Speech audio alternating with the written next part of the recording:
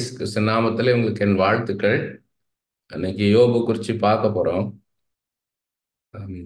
இது ஒரு ஆழமான ஒரு காரியம். யோபு புஸ்தகம் கஷ்டத்தின் மத்தியிலையும் எப்படி ஆண்டவரை அவரு நேசிக்கிறார்ன்றதுதான் நமக்கு ஒரு பெரிய பாடம். கஷ்டங்கள் இல்லாத மனுஷங்க கிடையாது.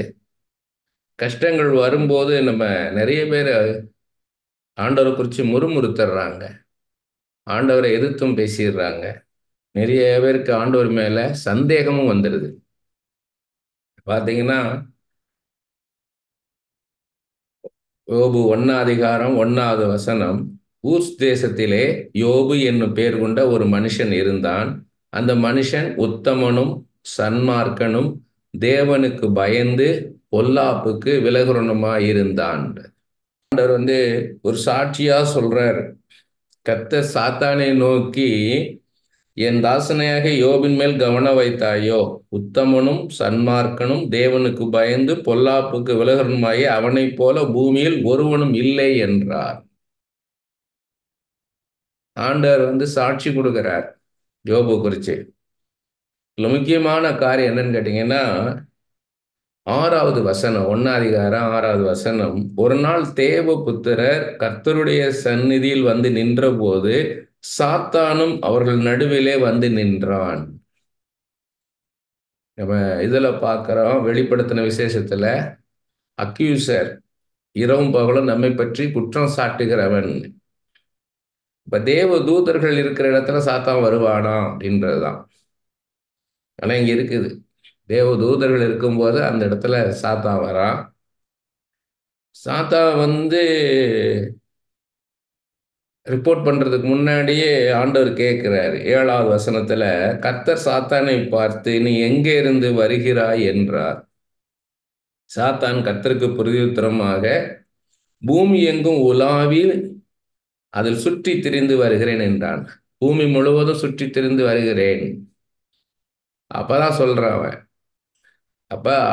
அப்பதான் ஆண்டவர் சாத்தான்கிட்ட பார்த்து சொல்றாரு, பாத்தியா என் தாசன் யோபு, பாத்தியா அவன் எவ்வளவு நீதிமானா இருக்கிறான் பாத்தியான்ட்டு.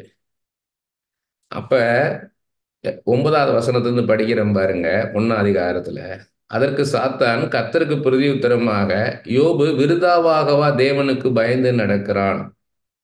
நீர் அவனையும் அவன் வீட்டையும் அவனுக்கு உண்டான எல்லாவற்றையும் சுற்றி வேலி அடைக்கவில்லையா?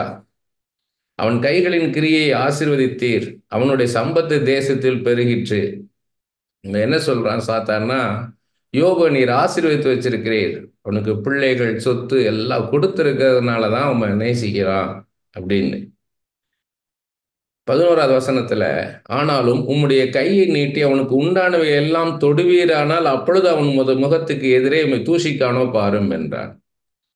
இது எல்லா பிளெஸ்ஸிங்ஸ், மெட்டீரியல் பிளெஸ்ஸிங்ஸ், இந்த ஆசீர்வாதங்களை எல்லாத்தையும் எடுத்து பாரும், அப்போ அவன் நேசிக்கிறான்னு பார்ப்போம்.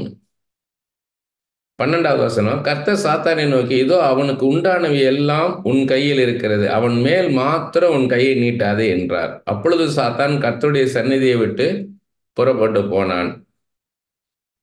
பின்பு ஒரு நாள் யோபுடைய குமாரரும் அவன் குமாரத்திகளும் தங்கள் மூத்த சகோதரன் வீட்டிலே புசித்து திராட்சரசம் குடிக்கிற போது, இந்த பிள்ளைகளை குறித்து நம்ம தெரிஞ்சுக்கிடணும். 2வது அவனுக்கு 7 குமாரரும் 3 குமாரத்திகளும் பிறந்தார்கள். ஆண்டவர் அவன் எப்படி ஆசீர்வச்சிருக்கிறார்ன்றதுதான். அவனுக்கு 7000 மாடுகளும் 3000 ஒட்டகங்களும் 500 ஏர் மாடுகளும் 500 கழுதைகளுமாகிய மிருக ஜீவன்கள் இருந்ததுமன்றி திரளான பணிவிடைக்காரரும் இருந்தார்கள்.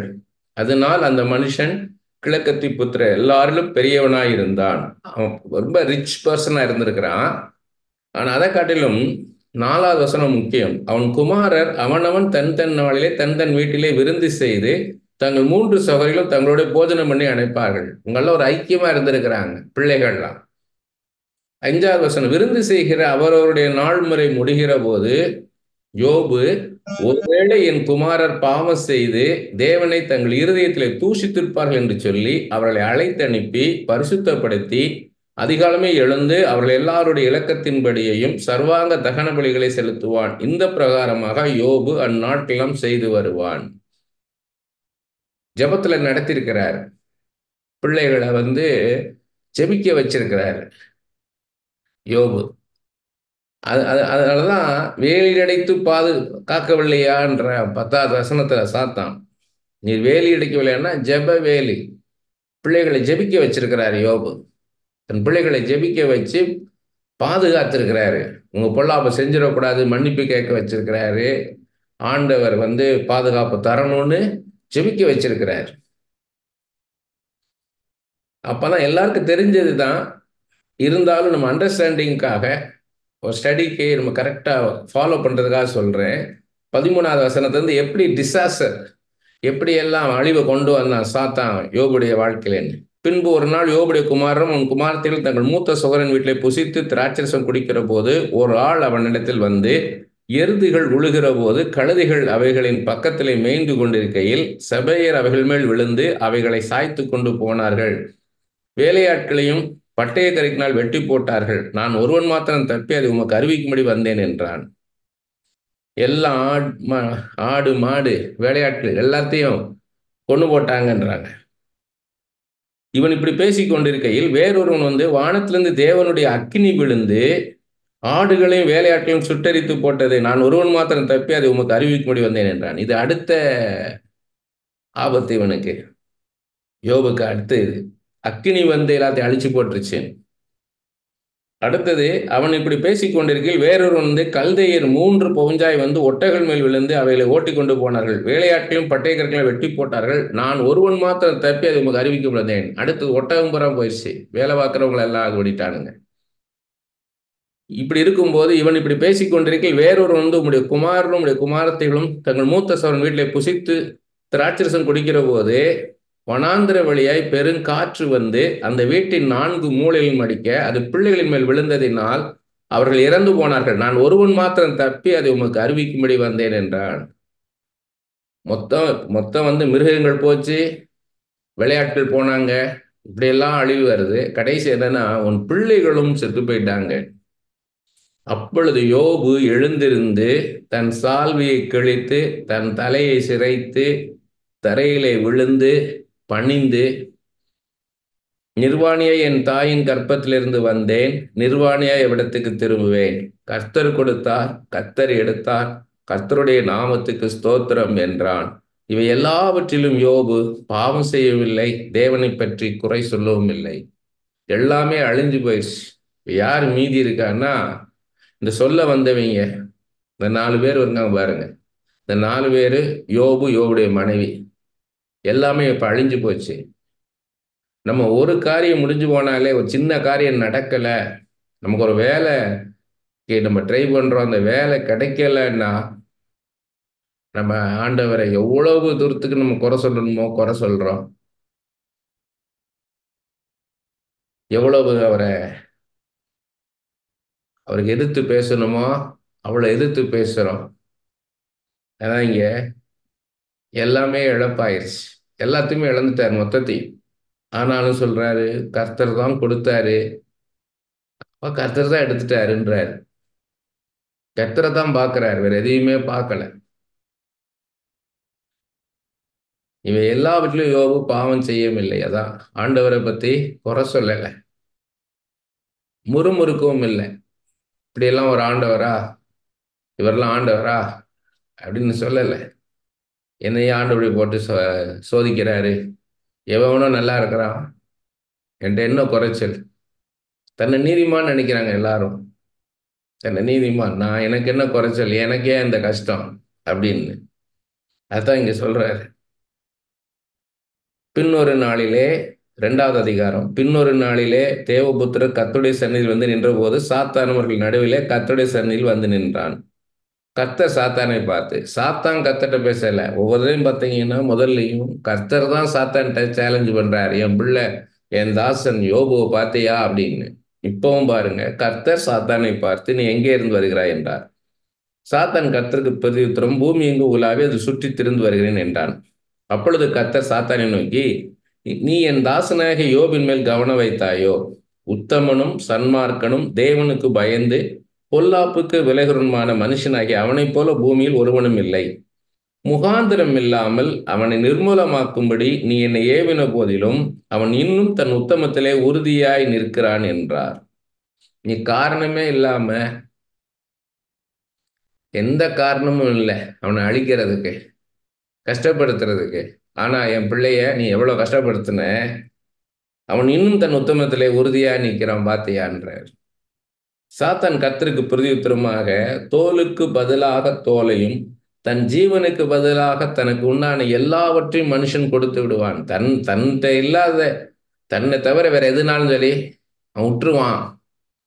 ஆனாலும் நீர் உம்முடைய கையை நீட்டி அவன் எலும்பையும் அவன் மாம்சத்தின் தொடுவீர்கள், அப்பொழுது அவன் முகத்துக்கு எதிரே உண்மை தூசிக்கான பாரும். இப்ப அவனை தொட்டு பாருன்ற சாத்தா. அவன் பிள்ளைகளை எடுத்தீர், அவன் ஒட்டகத்தை எடுத்தீர், அவன் மாடு ஆடெல்லாம் எடுத்தீர், வேலையாட்டில் எடுத்தீர், அதை அவனை பாதிக்காது, அவனை தொட்டு பாருன்னு. அப்பொழுது கர்த்தர் சாத்தானை நோக்கி, இதோ அவன் உன் கையில் இருக்கிறான், ஆகிலும் அவன் பிராணனை மாத்திர தப்ப விடு. பிசிக்கலா அவனை தொடு, அவன் மாம்சத்தை தொடு, கஷ்டப்படுத்து, ஆனா அவனை உயிரை தொடக்கூடாதுன்றார்.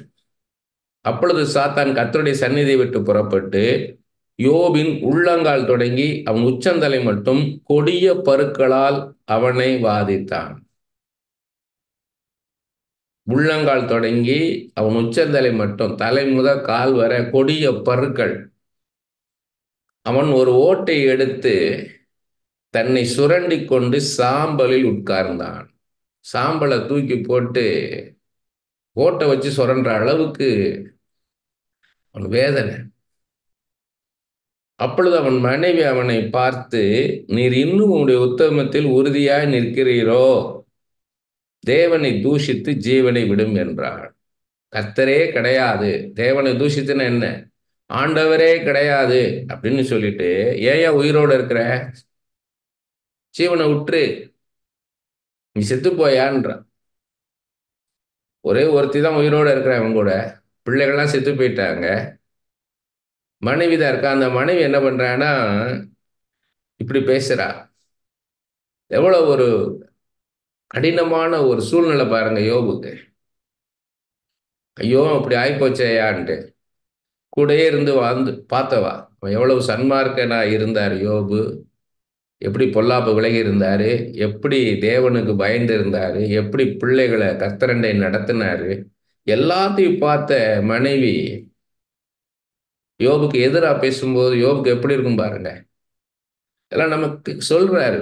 நம்மளுக்கு ஒரு கஷ்டம், ஏன்னா பவுலர் இடத்துல சொல்லுவாரு, இயேசு போல இன்னும் ரத்த சிந்தத்தக்கதாக நம்ம பாடுபடலையே.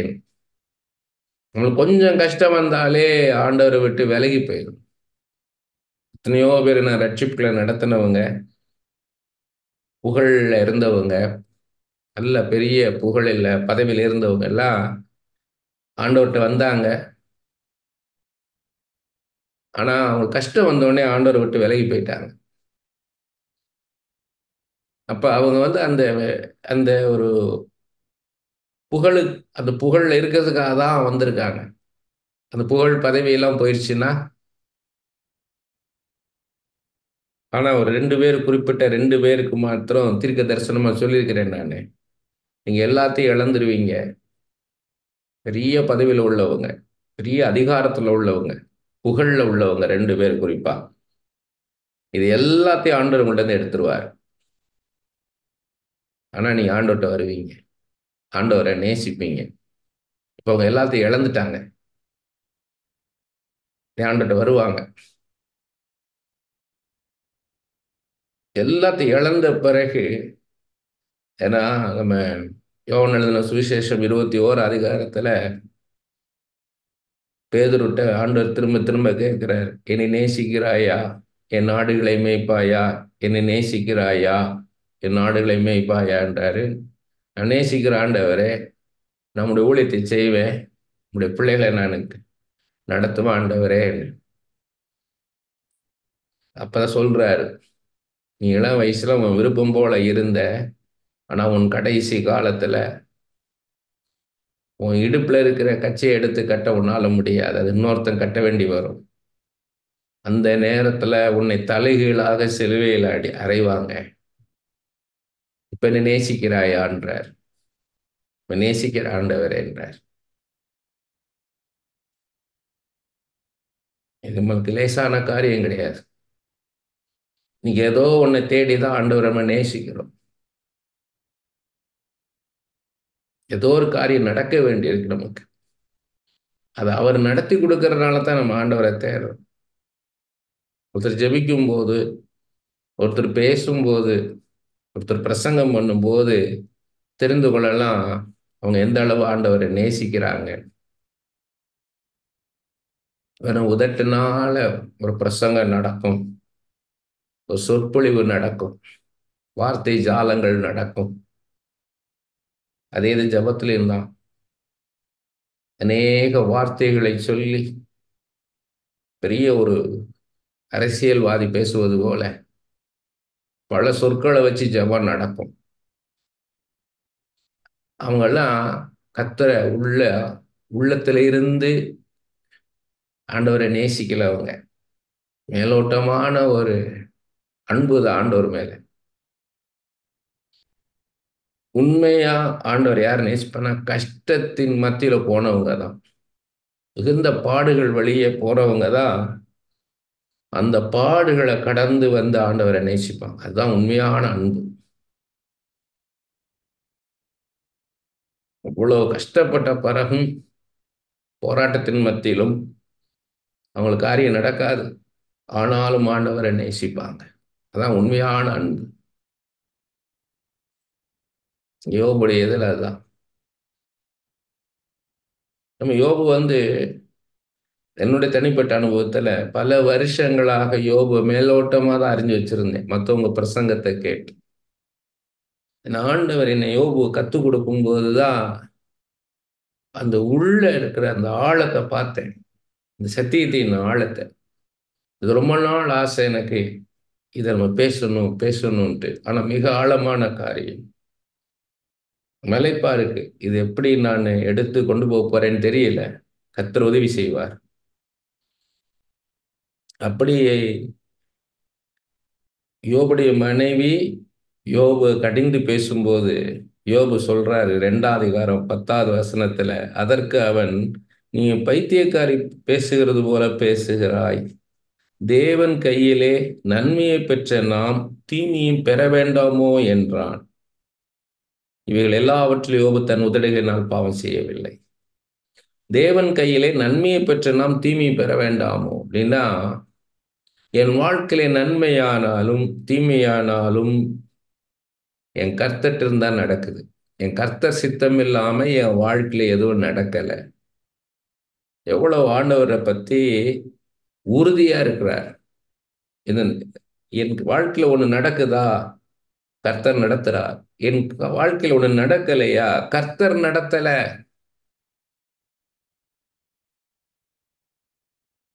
நான் ஏற்கனவே சொல்லியிருக்கிறேன் பல முறை. சகோதரர் ஜிஜிஎஸ் தினகரன் ஆரம்ப கால ஊழியத்துல திருநெல்வேலிக்கு பஸ்ஸில் போய், இங்கேருந்து சென்னையிலேருந்து பஸ்ஸில் போய் அங்கே 4-5 நாள் ஊழியம் பண்ணிட்டாரு. பண்ணி முடிச்சுட்டு 8 மணி, ராத்திரி 8 மணி பஸ்ஸுக்கு அவர் திருநெல்வேலியிலேருந்து சென்னைக்கு புக் பண்ணியிருக்கிறாங்க. அதில் ஏறணும். இவர் ப்ரே பண்ணிட்டு வர்றது லேட் ஆயிடுச்சு. இவர் வந்தால் 8 மணி பஸ் போயிடுச்சு. இவர் 5 நிமிஷம் லேட்டாக வந்துட்டார். அடுத்து 8:30 மணிக்கு தான் வண்டி. அடுத்தது 2 பஸ் தான். அவங்க சொல்றாங்க, 8:30 மணி பஸ்ஸுக்கு போக வேண்டிய ஒருத்தர் 8 மணிக்கே வந்துட்டாரு, அதனால அவரை அனுப்பிச்சிட்டோம், நீங்க 8:30 மணி பஸ்ஸுக்கு போங்க. இவர் சகோதரி ஜீசஸ் தானே. எனக்கு ஐயோ, எனக்கு நாளைக்கு காலையில் எனக்கு ஜீசஸ் காலேஜில் முக்கியமான மீட்டிங் இருக்கு, நான் போயாகணுமே, என்னை எப்படியாவது ஒரு டாக்ஸி பிடிச்சாவது அனுப்பிச்சி விடுங்க, அந்த 8 மணி பஸ்ஸை பிடிச்சிடுறேன். அவங்க சொல்றாங்க, இல்லை பஸ்ஸு ஸ்பீடாக போகும், நீங்கள் டாக்ஸி போகிற ஸ்பீடுக்கு அவங்க போயிட்டே இருந்தாங்கன்னா போயிட்டே தான் இருக்கும். அந்த காலத்தில் செல்ஃபோன்லாம் கிடையாது. எப்படியோ அவரை கன்வின்ஸ் பண்ணி, அவர் ரொம்ப சோர்வாயிட்டாரு. சரி என்ன பண்றது, வேற வழி இல்லைன்னு 8:30 மணி பஸ்லேயே உட்காந்துட்டாரு. அந்த ஊழியம் செய்த களைப்பு, 4-5 நாள் விடாம ஊழியம் செஞ்ச களைப்புல தூங்கிட்டார். மிட் நைட்ல முழிச்சு பார்க்கிறார். ராத்திரி 1 மணியோ 2 மணிக்கோ முழிப்பு முழிச்சு பார்க்கிறாரு. முழிச்சு பார்த்தா பஸ்ஸில் யாரையுமே காணோம். பார்த்தா வெளியில் பார்த்தா எல்லாம் டார்ச் லைட்டு பெட்ரோல் பாக்ஸ் லைட்டாக இருக்குது, ஆம்புலன்ஸாக நிற்கிது, எல்லாம் பாடியை தூக்கிக்கிட்டு இருக்கிறாங்க. இந்த சாக்கில் ஆட்டில் போட்டு தூக்கிட்டு இருக்காங்க. உடனே ஒரு சவர் டிஜிஎஸ் தினகரன் அவர் இறங்கி வந்து பார்க்குறாரு. பார்த்தா அந்த 8 மணி பஸ்ஸு ஆக்சிடென்ட் ஆகிருக்கு. ஆக்சிடென்ட் ஆகி அதில் இருக்கிற அநேகர் இறந்து போயிட்டாங்க. அநேகருடைய கை கால்லாம் உடைஞ்சி அவங்களெல்லாம் சாக்கில் தூக்கி கொண்டு போயிட்டு இருக்கிறாங்க, ஆம்புலன்ஸில் ஏற்றிக்கிட்டு இருக்கிறாங்க. அப்போ தான் இவர் சகோதரருக்கு வந்து நினச்சி பார்க்குறாரு, ஆண்டவர் தான் அந்த 8 மணி பஸ்ஸில் தன்னை ஏற விடாமல் தடுத்திருக்கிறார். ஆனால் இவர் டிஜிஎஸ் தினகரன் வந்து ஐயோ அந்த 8 மணி பஸ்ஸை பிடிச்சிடணும் போயிடணும். ஆண்டவர் வந்து ஒரு 1/2 மணி நேரத்தில் என்ன நடந்துச்சு பாருங்க காரியம். 1/2 மணி நேரம் கூட இல்லை, ஒரு 5 நிமிஷம். ஏன்னா இவர் அந்த அந்த 8 மணி பஸ்ஸில் இவர் போக வேண்டியவர். கர்த்தர் காப்பாற்றிருக்கிறார் அவரை. அதே இது அவர் சகோதரர் டிஜிஎஸ் தினகரன் ஒரு பிரசங்கத்தில் சொன்னது.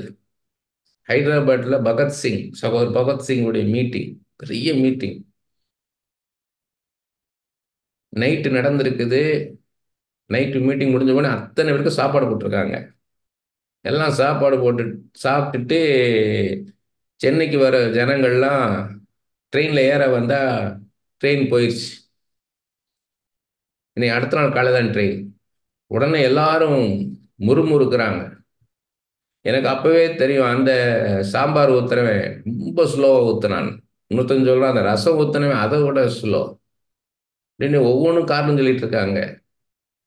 இப்படி குறை சொல்லி ஏன் தான் அப்படி விட்டுட்டோமோன்னு சொல்லி இந்த ட்ரெயின் போயிருச்சே நீ நாளைக்கு காலை வரைக்கும் என்ன பண்ணுறதுன்னு பிளாட்ஃபார்மில் எல்லாரும் படுத்துடுறாங்க.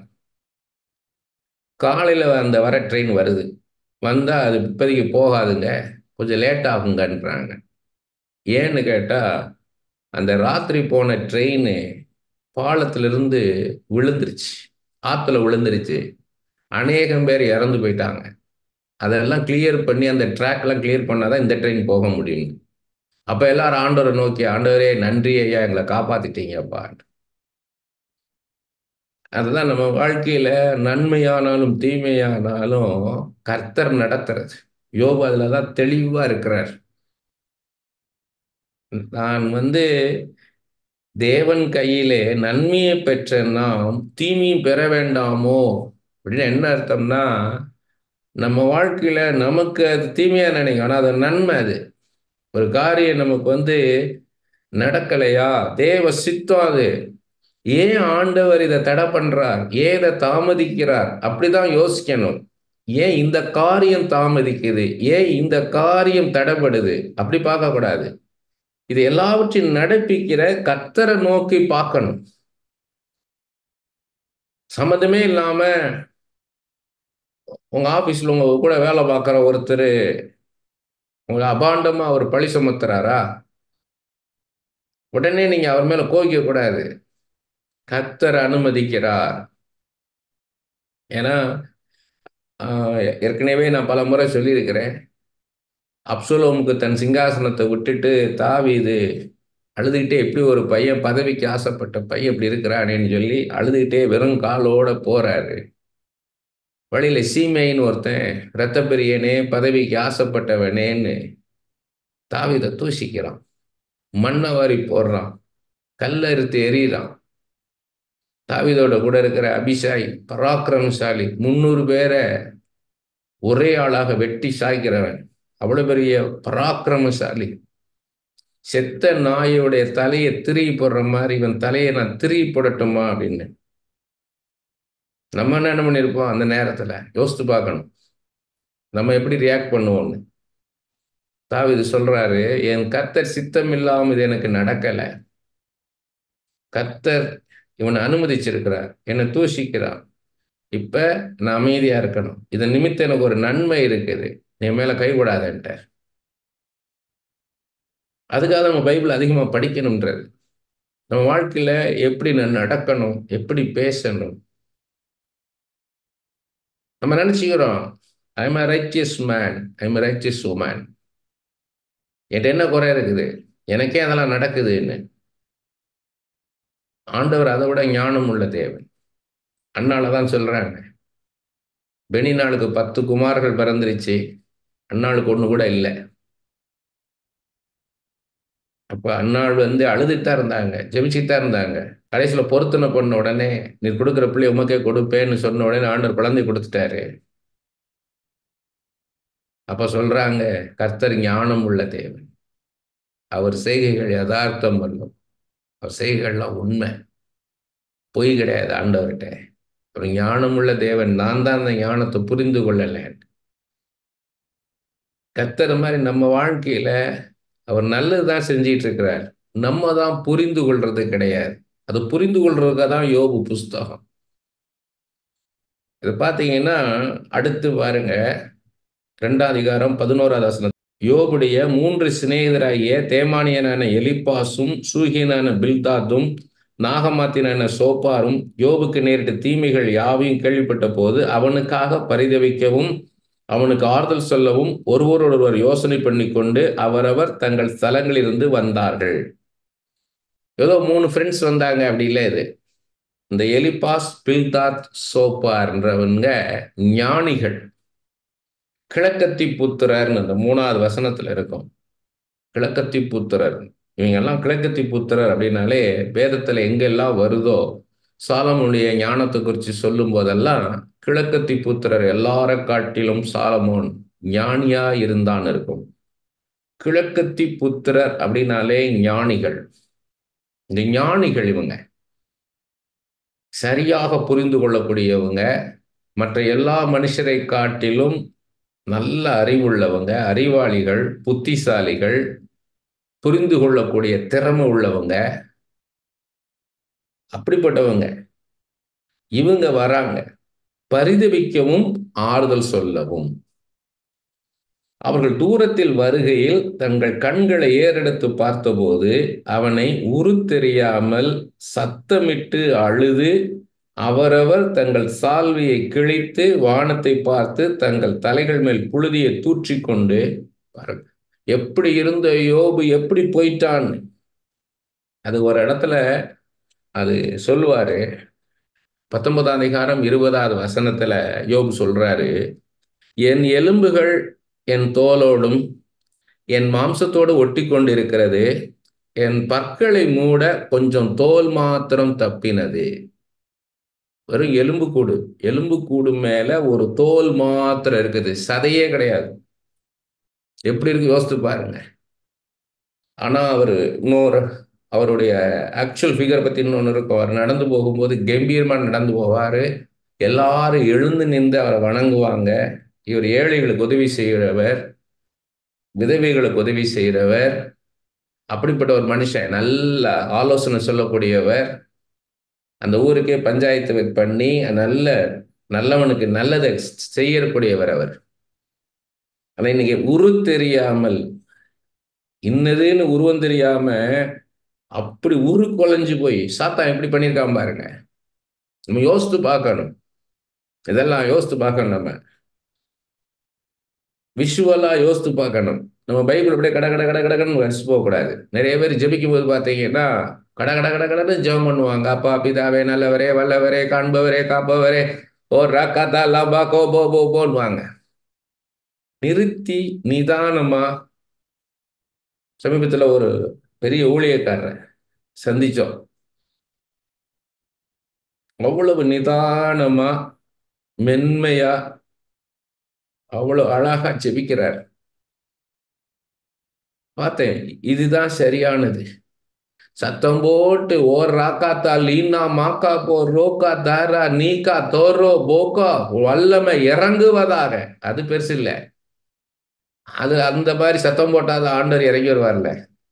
இயேசுவே இறங்கி வாரும். செங்கடல் 2ஆய் பிளந்த அந்த வல்லமை, மரித்தவர்களை உயிரோடு எழுப்பின அந்த வல்லமை இப்பொழுது இறங்குவதாக முடிஞ்சு போச்சு. இப்பொழுது இந்த சரீரத்திலே அந்த வல்லமை இறங்குவதாக. இப்ப அந்த சரீரத்திலே வல்லமை இறங்குவதாக தேவையில்லை. அந்த எமோஷனை பார்த்து இறங்கி வருகிற ஆண்டவர் கிடையாது. நீங்க எந்த அளவு ஆண்டவரை நேசிக்கிறீங்க, ஆண்டவர் மேல எந்த அளவு விசுவாசம் வச்சிருக்கீங்கன்றத ஆண்டவர் பார்ப்பார். உங்க விசுவாசத்தை தான் பார்ப்பார். ஒரு மனுஷன் ஆண்டவர் பார்க்கிறாருன்னா விசுவாசத்தை தான் பார்ப்பார். அதனாலதான் எபிரேயர் 11:6 விசுவாசம் இல்லாமல் தேவனுக்கு பிரியமாயிருப்பது கூடாத காரியம். ஆண்டவர் மேல எவ்வளவு விசுவாசம் வச்சிருக்கீங்க, மற்ற மனுஷங்க மேல எவ்வளவு அன்பு வச்சிருக்கீங்க, இந்த ரெண்டத்தான் ஆண்டவர் பார்ப்பார். நீங்க ஒருத்தரை பார்க்கணும், உங்க ஸ்பிரிச்சுவல் ஸ்டாண்டர்ட் தெரியணும். ஒருத்தரை வேலைக்கு எடுக்கிறீங்க, இல்ல ஒரு இடத்துல வேலைக்கு போறீங்க அப்படின் போது நீங்க பார்க்க வேண்டிய காரியம், ஒரு பிசினஸ்ல ஒரு காரியம் ஒருத்தரோட செய்ய வேண்டியிருக்குது அப்படின்னா நீங்க பார்க்க வேண்டிய காரியம், கர்த்தர் மேல அந்த மனுஷன் அந்த மனுஷி எவ்வளவு தூரத்துக்கு விசுவாசமா இருக்கிறாங்கன்றத பார்க்கணும். ரெண்டாவது, மற்ற மனுஷர்கள் மேல எவ்வளவு அன்பு வச்சிருக்கிறாங்கன்னு பார்க்கணும். இதுதான் ஸ்பிரிச்சுவல் ஸ்கேல். ஒருத்தனுடைய ஆவி எப்படி இருக்குதுன்றத அளக்குற ஸ்கேல் அதுதான். அந்த ரெண்டை மாத்திரம் பார்த்தா போதும். அதனாலதான் பார்த்தீங்கன்னா அப்போஸ்தலனாகிய பவுல் தன் நிருபங்கள் எல்லாத்திலேயும் உங்கள் விசுவாசத்தையும் அன்பையும் நான் காண வாஞ்சிக்கிறேன், உங்கள் விசுவாசத்தையும் அன்பையும் நான் காண வாஞ்சிக்கிறேன். அந்த 13வது வசனமாக 2 அதிகாரம் 13வது வசனம், அந்த 3 நண்பர்களும் வந்து அவன் துக்கம் மகா கொடிய துக்கம் என்று கண்டு ஒருவரும் அவனோடு ஒரு வார்த்தையும் பேசாமல் இரவு பகல் 7 நாள் அவனோடு கூட தரையிலே உட்கார்ந்திருந்தார்கள். இது வந்து ஏன் 7 நாள் 7 நாள் இவங்க அமைதி உட்கார்ந்து இருந்தாங்க அப்படின்னா, அது யூதர்களுடைய முறைமை. அது யூதர்கள் என்ன பண்ணுவாங்கன்னா, ஒருத்தன் துக்கமா இருக்கான்னா அவன்கிட்ட வந்து அமைதியா உட்கார்ந்துருப்பாங்க. முதலாவது பாதிக்கப்பட்ட மனுஷன் பேசணும், அதுக்கு அப்புறம் தான் மற்றவங்க பேசுவாங்க. அது ஜூயிஷ் ட்ரெடிஷன். அது அதனாலதான் அவங்க அமைதியா உட்கார்ந்து இருக்கிறாங்க. யோபு பேசட்டும்ட்டு யோபு 3ஆம் அதிகாரத்துல பேச ஆரம்பிக்கிறார். அதுக்கு பின்பு யோபு தன் வாயை திறந்து தான் பிறந்த நாளை சபித்து வசனித்து சொன்னது என்னவென்றால், நான் பிறந்த நாளும் ஒரு ஆண் பிள்ளை உற்பத்தி ஆயிற்று என்று சொல்லப்பட்ட ராத்திரியும் அழிவதாக, அந்த நாள் அந்தகாரப்படுவதாக. தேவன் உயரத்திலிருந்து அதை விசாரியாமலும் ஒளி அதன் மேல் பிரகாசியாமலும் அந்தகாரமும் மரண இருளும் அதை கரைப்படுத்தி மப்பு அதை மூடி மந்தார நாளின் பயங்கரங்கள் அதை அருக்களிப்பாக்குவதாக. அந்த ராத்திரியை அந்தகாரம் பிடிப்பதாக. வருஷத்தின் நாட்களில் அது சந்தோஷப்படுகிற நாளாயிராமலும் மாதங்களின் கணக்கில் அது வராமலும் போவதாக. அந்த ராத்திரி தனிமையாய் இருப்பதாக, அதில் கம்பீர சத்தம் இல்லாமல் போவதாக. நாளை சபிக்கிறவர்களும் லிவியாதானை எழும்ப பண்ணத்தக்கவர்களும் அதை சபிப்பார்களாக. அதன் அஸ்தமன காலத்தில் தோன்றிய நட்சத்திரங்கள் இருண்டு அது எதிர்பார்த்திருந்த வெளிச்சம் உண்டாகாமலும் விடியற் காலத்து வெளிப்பதை காணாமலும் இருப்பதாக. நான் இருந்த கற்பத்தின் வாசலை அதை அடைக்காமலும் என் கண்கள் காண்கிற வருத்தத்தை மறைத்து விடாமலும் இருந்ததே. நான் கற்பத்தில் தானே அழியாமலும் கற்பத்திலிருந்து புறப்படுகிற போதே சாகாமலும் போனதென்ன. என்னை ஏந்தி கொள்ள மடியும் நான் பாலுண்ண ஸ்தனங்களும் உண்டாயிருந்தது என்ன. அப்படி இல்லாதிருந்தால் அசையாமல் கிடந்து அமர்ந்திருந்து பால் நிலங்களில் தங்களுக்கு மாளிகை கட்டின பூமியின் ராஜாக்களோடும் மந்திரிமார்களும் அல்லது பொன்னை உடையவர்களும் தங்கள் வீடுகளை வெள்ளியினால் நிரப்பினுமான பிரபுக்களுடன் கூட நான் இப்பொழுது தூங்கி இளைப்பார்வேனே. அல்லது வெளிப்படாத முதிரா பிண்டம் போலும் வெளிச்சத்தை காண சிசுக்கள் போலும் இருப்பேனே. தொடர்ந்து இப்படி என்னை போல ஒரு மனுஷன் பிறந்திருக்க கூடாது, அப்படி ஒரு நாளே இருக்கக்கூடாதுன்னு தொடர்ந்து சொல்லிட்டு வர்றார். இப்ப நம்ம நினைக்கலாம், யோபு விசுவாசத்தை குறிச்சு நம்ம அது யாக்கோபு 5ஆம் அதிகாரம் 11ஆம் வசனம் பார்க்கிறோம். இயேசு கிறிஸ்து யாக்கோபிட்ட சொல்லியிருக்கிறாரு யோபுடைய விசுவாசத்தை பத்தி, யோபின் பொறுமையை குறித்து கேள்விப்பட்டீர்களேன்ட்டு. பார்த்தீங்கன்னா யாக்கோபு 5:11 சொல்றாரு, யோபின் பொறுமையை குறித்து கேள்விப்பட்டேன், இவ்வளவு பொறுமையான மனுஷன்ட்டு. எசேக்கியேல் 14ஆம் அதிகாரம் 14வது வசனம் 16வது வசனம் 18வது வசனம் 20வது வசனத்துல பார்த்தீங்கன்னா நீதிமான் நீதிமான் குறிப்பிடுறாரு யோபு. அப்ப அப்படி ஒரு நீதிமான், எல்லாருக்கும் தெரியும், என்னை கொன்று போட்டாலும் நான் கர்த்தர் மேல் நம்பிக்கையாய் இருப்பேன்னு சொன்ன யோபு இப்படி புலம்புறாரே, இது என்னன்னு நம்மளுக்கு இது என்ன கான்ட்ரடிக்டா இருக்கேன்னு நினைக்கலாம். யோபு டிரான்ஸ்பரண்டா இருக்கிறார். தன்னுடைய உணர்ச்சிகளை அவர் மறைக்கல. கர்த்தர்ட்ட வெளிப்படையா பேசுறார். இது நமக்கு பாடம். This is a lesson for us how to pray. ஆண்டவர்ட்ட ஜெபிக்கும் போது நம்ம போன தடவை பார்த்தோம், போன வாரம் தானியேலை பார்க்கும்போது கர்த்தரே தாமதியாதையும், டோன்ட் டிலே அப்படின்னு சொல்லி ஜெபிக்கிறார். சங்கீதத்தில் தாவீது ஜெபிக்கிறார், தாமதியாதையும் தீவிரியும். இதெல்லாம் நம்மளுக்கு பாடம். இப்படிலாம் நீ ஜெபிக்கலாம் என்கிட்ட. அப்ப நம்மளுடைய எமோஷன்ஸ் சொல்ல தப்பு கிடையாது. ஆண்டவரே, எல்லாரும் இப்படி பார்க்கறாங்களே, எல்லாரும் பார்க்கும்படி நான் ஒரு பரிதாப நிலைமையில இருக்கிறேனே, பரிதபிக்கிற மாதிரி இருக்கேனே.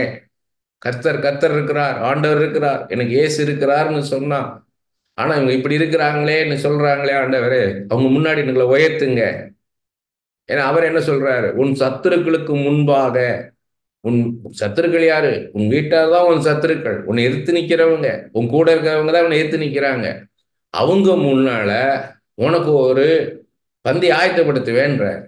உன் சத்துருக்களுக்கு முன்பாக ஒரு பந்தி ஆயத்தப்படுத்தி உன் தலையை எண்ணெயால் அபிஷேகம் பண்ணுவேன், உன் பாத்திரம் நிரம்பி வழியும் இருக்காரு.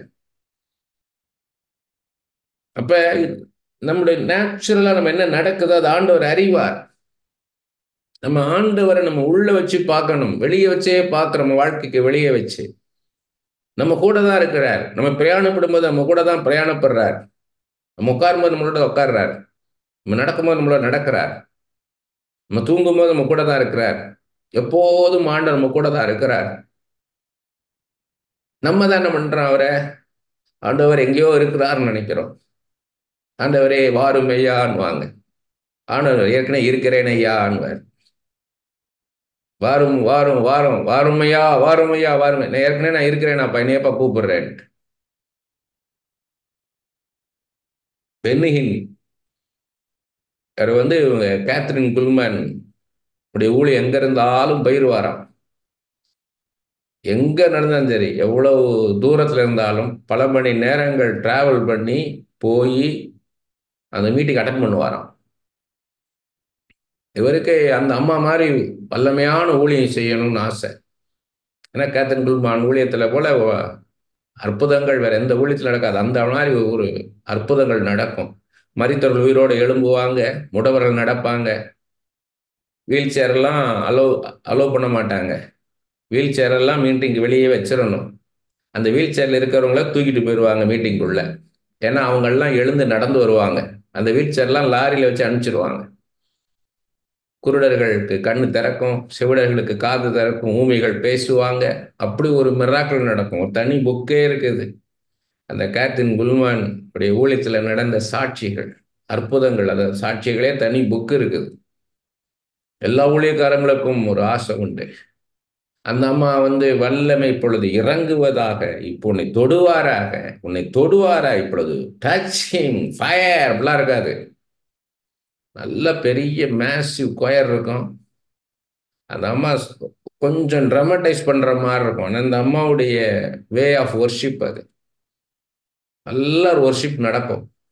ஒரு பெரிய கிராண்ட் கொயர் நடந்து முடியும். அப்படியே பார்த்தீங்கன்னா எல்லா முடவர்கள்லாம் எந்திரிச்சு நடக்க ஆரம்பிப்பாங்க. குருடர்கள்லாம் பார்க்க ஆரம்பிப்பாங்க. செவிடர்கள்லாம் கேட்க, பிசாசுகள்லாம் விலை ஓடும். எல்லா மேடைக்கு சாட்சி சொல்ல ஆரம்பிப்பாங்க. பென்னிஹின்கே ஆசை, இதே மாதிரி ஊழியம் பண்ணணும்னு ஆசை. 17 வயசுல ரட்சிக்கப்பட்டாரு. 18 வயசுல ஆண்டவர் மேடையை கொடுத்துட்டாரு பென்னிஹின்க்கு. இவர் மேடையில நின்று கேப்டன் குல்மான் மாதிரியே இமிட்டேட் பண்றார். ஆனா ஒரு பவரும் இல்லை, ஒண்ணும் இல்லை. இவரு வாருமையா வாருமையான்றாரு, ஒண்ணுமே நடக்கல. சரி, என்ன பண்றாரு பென்னிஹின், சரி நம்ம எப்படி ஊழியம் பண்ணுவோம் அப்படி பண்ணுவோம், கேப்டன் குல்மான் மாதிரி இமிட்டேட் பண்ணாம நாம எப்படி ஊழியம் பண்ணுவோம் அப்படி ஊழியம் பண்ணுவோம்னு சொல்லிட்டு அவருடைய நெருங்கிய நண்பர் கொயர் மாஸ்டரை பார்த்து அதாவது பாட்டு பாடுங்கன்ற மாதிரி கை நீட்டுறாரு. கை நீட்டினா அவர் மடார் கீழே விழுந்துட்டார். இப்படி விழுந்துட்டாருன்னு சொல்லிட்டு இந்த பக்கம் இருக்கிற இன்னொரு ஃப்ரெண்டு அவரை ப்ரே பண்ண சொல்லான்னு கை நீட்டினா அவர் கீழே விழுந்துட்டார். இவர்கிட்ட கையை நீட்டினா எல்லாம் கீழே விழுகிறாங்கும் போது ஆண்டவர் சொன்னாராம், நீ என்னை இன்வைட் பண்ணிக்கிட்டே இருக்கிற, வாரும் வாரும், ஆல்ரெடி நான் இங்க இருக்கிறேன், நீ வந்து உன் கையை நீட்ட அற்புதம் நடக்கும்னாராம். இவர் கையை நீட்டினா வீல் சேர்ல இருக்கவங்கள எந்திரிச்சு நடக்க ஆரம்பிச்சாங்களாம். அப்பதான் தெரிஞ்சுதான் பென்னிகனுக்கு ஆண்டவருடைய வல்லமை எப்போதும் நமக்குள்ள இருக்குது. ஏடபிள்யூ டோசர் அவர் சொல்றாரு, ஆண்டவருடைய பிரச்சனை எப்போதும் நமக்குள்ளதான் இருக்குது, நம்மோட தான் இருக்குது. பவுல் சொல்ற மாதிரி எபேசியர் 4:6 சொல்றாரு, என் மீதும் எனக்குள்ளும் என்னோடும் இருப்பவரே என்றார். ஆண்டவருடைய பிரசன்னம் அது வெளியே வர்றதுக்கு தான் நம்ம சொல்லணும், ஆண்டவரே உடைய பிரசன்னம் இப்பொழுது வெளிப்படுவதாக. மேனிஃபெஸ்ட் பண்றது எப்படி? ஒரு டெவில விரட்டுறதுக்கு என்ன பண்ணுவோம், ஒரு பிசாசை விரட்டுறதுக்கு அந்த கூட்டத்தில் அந்த சில சமயம் ஆண்டவர் சொல்வாரு, இந்த இந்த இந்த சரீரத்திட்டு வெளியே வா, இயேசுவின் நாமத்தில் இந்த சரீரத்தை வெளியே வான்னு அது மேனிஃபெஸ்ட் ஆகும். அந்த பிசாசு பிடிச்சவங்க ஆடுவாங்க, அப்ப அந்த பிசாசை கட்ட சொல்லுவார். சில சமயம் மேனிஃபெஸ்ட் ஆகாமலே கட்ட சொல்லுவார். ஏன்னா நம்ம பிரசங்கம் போய்கிட்டு இருக்கோம், அந்த பிரசங்கத்துக்கு இடைஞ்சலா அவங்க என்ன பண்ணுவாங்க, குறுக்க குறுக்க ஏதாவது பேசி மற்றவங்களை டிஸ்ட்ராக்ட் பண்ணுவாங்க. அப்போ வந்து இயேசுவின் நாமத்துல வெளியே வான்னு சொல்ல விட மாட்டார். அப்ப என்னன்னா, இயேசுவின் நாமத்துல கட்டுகிறேன் மனசிலே கட்ட வைப்பார், ஸ்பிரிட்லேயே கட்ட வைப்பார், அதை பைன் பண்ண வச்சிருவார். அது மாதிரி எப்போதும் ஆண்டவர் அவரோட இருக்கிறார்ன்றதுல உறுதியா இருக்கிறார் யோபு. அதே நேரம் தான் நீதிமான்றதுல உறுதியா இருக்கிறாரு. இந்த 3 நண்பர்கள் வந்தாங்க, எலிப்பா, சோப்பார், இன்னொருத்தர் யாரு, பில்தாத். 3 பேர் வந்தாங்க கூட. எலிகுன்ற ஒருத்தர் அக்கம்பெனி பண்ணா. 4 பேரும் இவர் குற்றச்சாட்டு தான் பண்ணாங்க. ஏற்கனவே யோபுடைய மனைவி குற்றம் சாட்டினாங்க. என்ன நடக்குது அப்படின்றத புரிஞ்சு கொள்ளல. ஒருத்தன் கஷ்டப்பட்டானாலே பாவம் செய்ததுனாலதான் கஷ்டம். Because of their sin they suffer. இதுதான் எல்லாரும் மைண்ட்ல இருந்துச்சு. யாருமே புரிந்து கொள்ளல கர்த்தர் அங்க என்ன செய்யறான்றத புரிந்து கொள்ளல. ஜெனரல் ஆண்டவர் பத்தி அறிஞ்சு வச்சிருந்தாங்க. நீங்க 3 பேருமே, அவன் எலிகு வந்தவனும் கூட, எலிகு ஆண்டவர் சட்டையே பண்ணல. பின்னாடி பார்ப்போம் நம்ம, எலிகு ஆண்டவர் அவனை சட்டையே பண்ணல. இந்த 3 பேருமே ஆண்டவரை பத்தி நல்லா தெரிஞ்சு வச்சிருந்தானுங்க. ஆனா யோபுடைய வாழ்க்கையில குறிப்பா என்ன நடக்குதுன்றத இவங்களால சரியா புரிந்து கொள்ள முடியல. எப்படி கவுன்சில் பண்ணணும்ன்றனா யோபு புத்தகத்தை படிச்சா போதும். நீங்க கவுன்சிலிங் மினிஸ்ட்ரிக்கு பெஸ்ட் புக்கு ஜோப், இந்த புக்கு தான். இப்ப பாத்தீங்கன்னா இவங்க எப்படி கவுன்சில் பண்றாங்கன்னு பாத்தீங்கன்னா, யோபு சொல்றாரு பாருங்க, யோபு 16ஆம் அதிகாரம் 2வது வசனத்துல, அதற்கு யோபு பிரயுத்தரமாக, இப்படிப்பட்ட அநேக காரியங்களை நான் கேட்டிருக்கிறேன், நீங்கள் எல்லாரும் அலட்டுண்டாக்குகிற தேற்றரவாளர், மிசரபிள் கம்ஃபர்டர். எப்படி சொல்றாரு பாருங்க.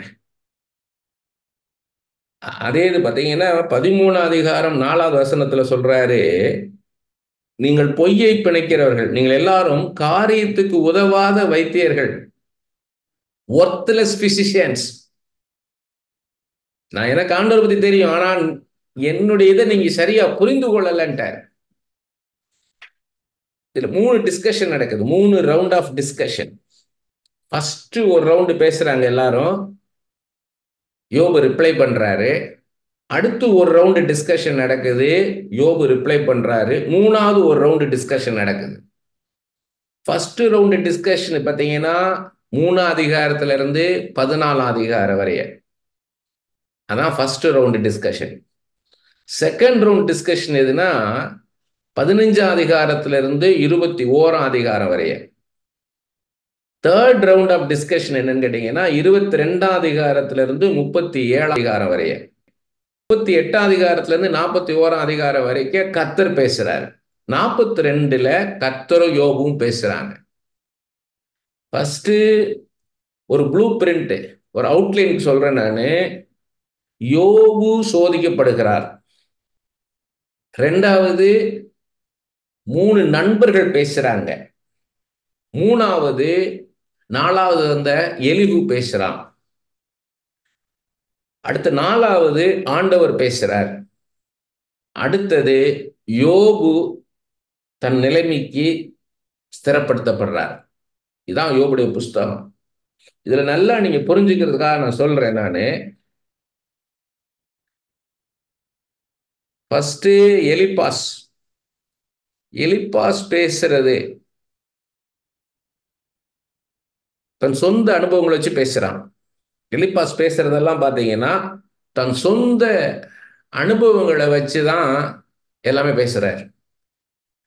யோபு 4ஆம் அதிகாரம், 5ஆம் அதிகாரம், 15ஆம் அதிகாரம், 22ஆம் அதிகாரம், இது 4ம் எலிப்பாஸ் பேசுறது.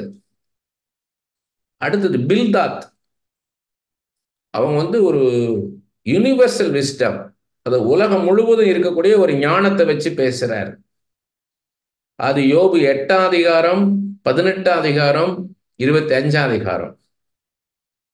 அடுத்து சோப்பார்ன்றவன் பேசுறான். இவன் எப்படி பேசுறான்னு கேட்டீங்கன்னா காமன் சென்ஸ், ஒரு பொது அறிவின்படி இவன் பேசுறான். அது யோபு 11ஆம் அதிகாரம், 20ஆவது அதிகாரம். அடுத்து எலிகு. இவங்க 3 பேருடைய வர வழியில ஜாயின் பண்ணவன். அந்த எலிகு 32ஆம் அதிகாரத்திலிருந்து 37ஆம் வசனம் வரைக்கும் 37ஆம் அதிகாரம் வரைக்கும் 32ஆம் அதிகாரத்திலிருந்து 37ஆம் அதிகாரம் வரைய எலிகு பேசுறது இருக்குது. இந்த முதல் 3 பேர் பேசுறது என்னன்னு கேட்டீங்கன்னா, யோபு பாவம் செய்ததுனாலதான் இந்த சஃபரிங்க, இந்த கஷ்டமே யோபு பாவம் செஞ்சதுனாலதான்றான் இந்த எலிப்பாஸ். அடுத்தது இந்த பில்தாத் என்ன சொல்றான்னு கேட்டீங்கன்னா, இவர் அதை ஒத்துக்க மாட்டேங்கிறார் யோபு பாவம் செஞ்சத அப்படின்றார். அதனால இன்னும் பாவம் செஞ்சுட்டு தான் இருக்கிறாரு, பாவம் செஞ்ச ஒத்துக்க மாட்டேங்கிறாருன்றான். அடுத்தது சோபார் சொல்றது பாத்தீங்கன்னா, யோபு இதை விட பெரிய சஃபரிங் வந்திருக்கணும், கஷ்டம் வந்திருக்கணும், எல்லாம் அவ்வளவு பாவம் செஞ்சிருக்கிறாரு அப்படின்றான். 3 பேரும் இவரை பாவிகள்ட்டானுங்க. இவன் என்ன சொல்றான், எலிகு என்ன சொல்றான்னு கேட்டீங்கன்னா, இந்த பாடுகளை வச்சுதான் யோபு ஆண்டவர் மோல்டு பண்றாரு, ட்ரெயின் பண்றாருன்றான். இதை வச்சுதான் அவனை ஷேப் பண்றாரு அப்படின்றான். அதுல ஆண்டவர் பார்த்தீங்கன்னா யோபு ஆன்சர் எப்படி பண்றாருன்னு கேட்டீங்கன்னா, இவங்க எல்லாரும் பேச விட்டாரு. இப்படித்தான் நம்மளையும் பார்ப்பாரு. நம்ம எல்லாரும் எப்படி பேசுறோம்னு பார்ப்பாரு. நம்மளை எல்லாம் பேச விட்டு மேலே ஒரு பிரசங்கம் நடந்தாலும் சரி, இப்ப நான் பேசிக்கிட்டு இருக்கிறேன், நீங்க எல்லாம் கேட்டுட்டு இருக்கீங்கன்னா, இது ஆண்டவர் பார்த்துட்டு தான் இருப்பாரு. இது எப்படி போகுது, நான் என்ன சொல்றேன், நானா பேசுறேன்னா, அவர்கிட்ட வாங்கி பேசுறேன்னா, நான் அவரை பத்தி சரியான ஒரு பார்வைக்கு உங்களை கொண்டு வரேன்னா, இல்ல நான் வேற மாதிரி டீச் பண்றேன்னா எல்லாம் பார்ப்பாரு. அதே மாதிரிதான் அங்க யோபுட்ட அவர் பேசின விதமே வேற. நீ பார்க்குற இந்த இயற்கையெல்லாம், இந்த காற்று, மழை, இடி, மின்னல், இதெல்லாம் பார்க்குற, அதே மாதிரி திமிங்கலம் பார்க்குற, முதலைய பார்க்குற, காட்டு விலங்குகளை பார்க்குற, இவ்வளவு பிரம்மாண்டமான இதெல்லாம் பார்க்குற, இதையே இதை உண்டாக்குன என்னை அறிந்து கொள்ள முடியாதவன், நான் உள்ளாத மனுஷன்ல என்ன செய்யறேன்றதை நீ எப்படி அறிந்து கொள்வேன்றார். அப்பதான் ஆண்டவருக்கு பயப்படுவதே ஞானம்ன்றார். Fear of the lord is the beginning of விஸ்டம்ன்றார். இப்ப இவங்க என்ன அட்வைஸ் பண்றாங்கன்னு பாருங்க. முதல்ல எலிப்பாஸ் எலிப்பாஸ் பாவத்தினாலதான் இந்த தண்டனை உனக்கு இந்த கஷ்டன்றவன் என்ன சொல்றான், அட்வைஸ் பண்றான் யோபுக்கு. என்ன அட்வைஸ் பண்றான்னா, யோபு 5ஆம் அதிகாரம் 8வது வசனம், ஆனாலும் நான் தேவனை நாடி என் நியாயத்தை தேவனிடத்தில் ஒப்புவிப்பேன். கர்த்தர்கிட்ட போய் நியாயத்தை தேடுன்றான். உன் காரியத்தெல்லாம் சொல்லி நியாயத்தை தேடு கர்த்தர்கிட்ட அப்படின்னு. அவன் என்ன சொல்றான்னு கேட்டீங்கன்னா, பில்தாத் 8ஆம் அதிகாரம் 2வது வசனம், நீர் எந்த மட்டும் இப்படிப்பட்டவர்களே பேசுவீர், எதுவரைக்கும் உடைய வாயின் வார்த்தைகள் பலமான காற்றை போல் இருக்கும். நீ எவ்வளவு நாள் நம்மள பேசிட்டே இருப்ப, அதெல்லாம் நிறுத்துன்றான். அவன் என்ன சொல்றான், சோப்பார் பார்த்தீங்கன்னா 11ஆம் அதிகாரம் 13, 14 வசனம், நீர் உம்முடைய இருதயத்தை ஆயத்தப்படுத்தி உம்முடைய கைகளை அவருக்கு நேராக விரித்தால் நலமாயிருக்கும். உம்முடைய கையிலே அக்கிரமம் இருந்தால் அதை தூரத்தில் அகற்றிவிட்டு அநியாயம் கூடாரங்களில் வாசமாயிருக்க ஒட்டாதிரும். எல்லாருமே இவரை பாவின்னு பார்த்தானுங்க. நீ பாவம் செஞ்சாலும் கஷ்டம். அடுத்தது எலிகு, இந்த 4வது. அவன் என்ன சொல்றான்னு பார்த்தீங்கன்னா 33ஆம் அதிகாரம் 33வது வசனம், ஒன்றும் இல்லாதிருந்தையாகில் நீர் என் சொல்லை கேளும், மௌனமாயிரும், நான் உமக்கு ஞானத்தை உபதேசிப்பேன். Be silent and I teach you விஸ்டம்ன்றான். இவன் எல்லாம் தெரிஞ்ச மாதிரி. ஆண்டவர் என்ன சொல்றான்னு கேட்டீங்கன்னா 40ஆம் அதிகாரம் 2வது வசனம், சர்வ வல்லவரோட வழக்காடி அவருக்கு புத்தி படிப்பிக்கிறவன் யார்?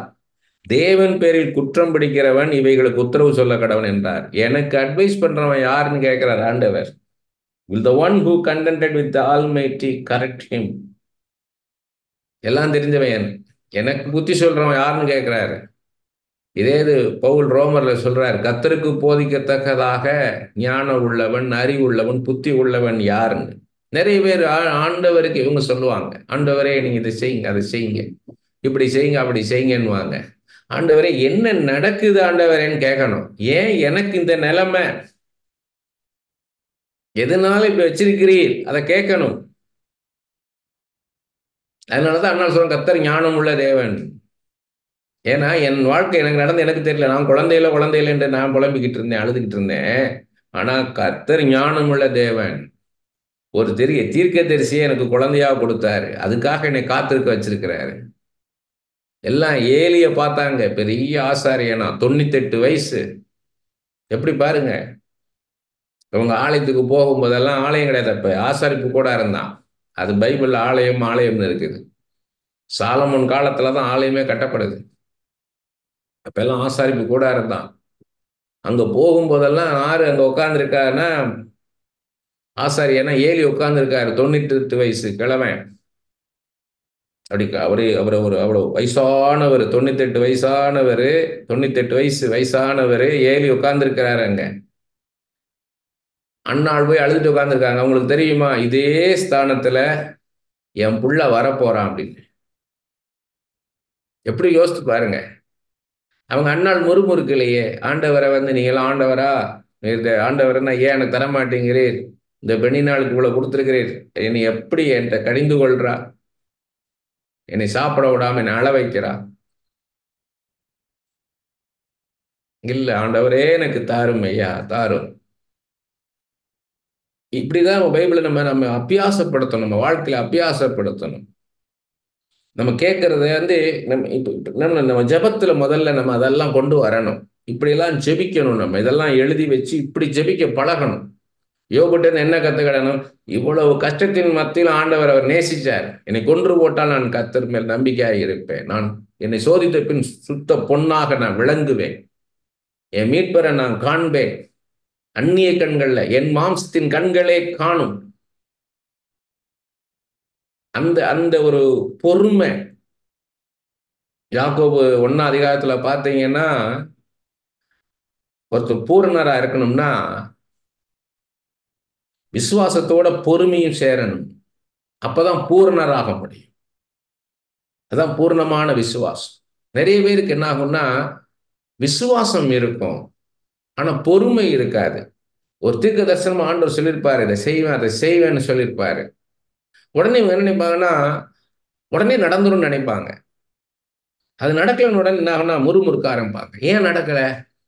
ஆண்டவர் சொன்னாரே, இந்த மாதிரி ஒரு வாக்குத்தத்தை கொடுத்தாரு, இப்படி ஒரு தீர்க்க தரிசனம் கொடுத்தாரு, இப்படி ஒரு சொப்பனம் கொடுத்தாரு, இப்படி ஒரு தரிசனம் கொடுத்தாரு, அது ஏன் நடக்கலையே?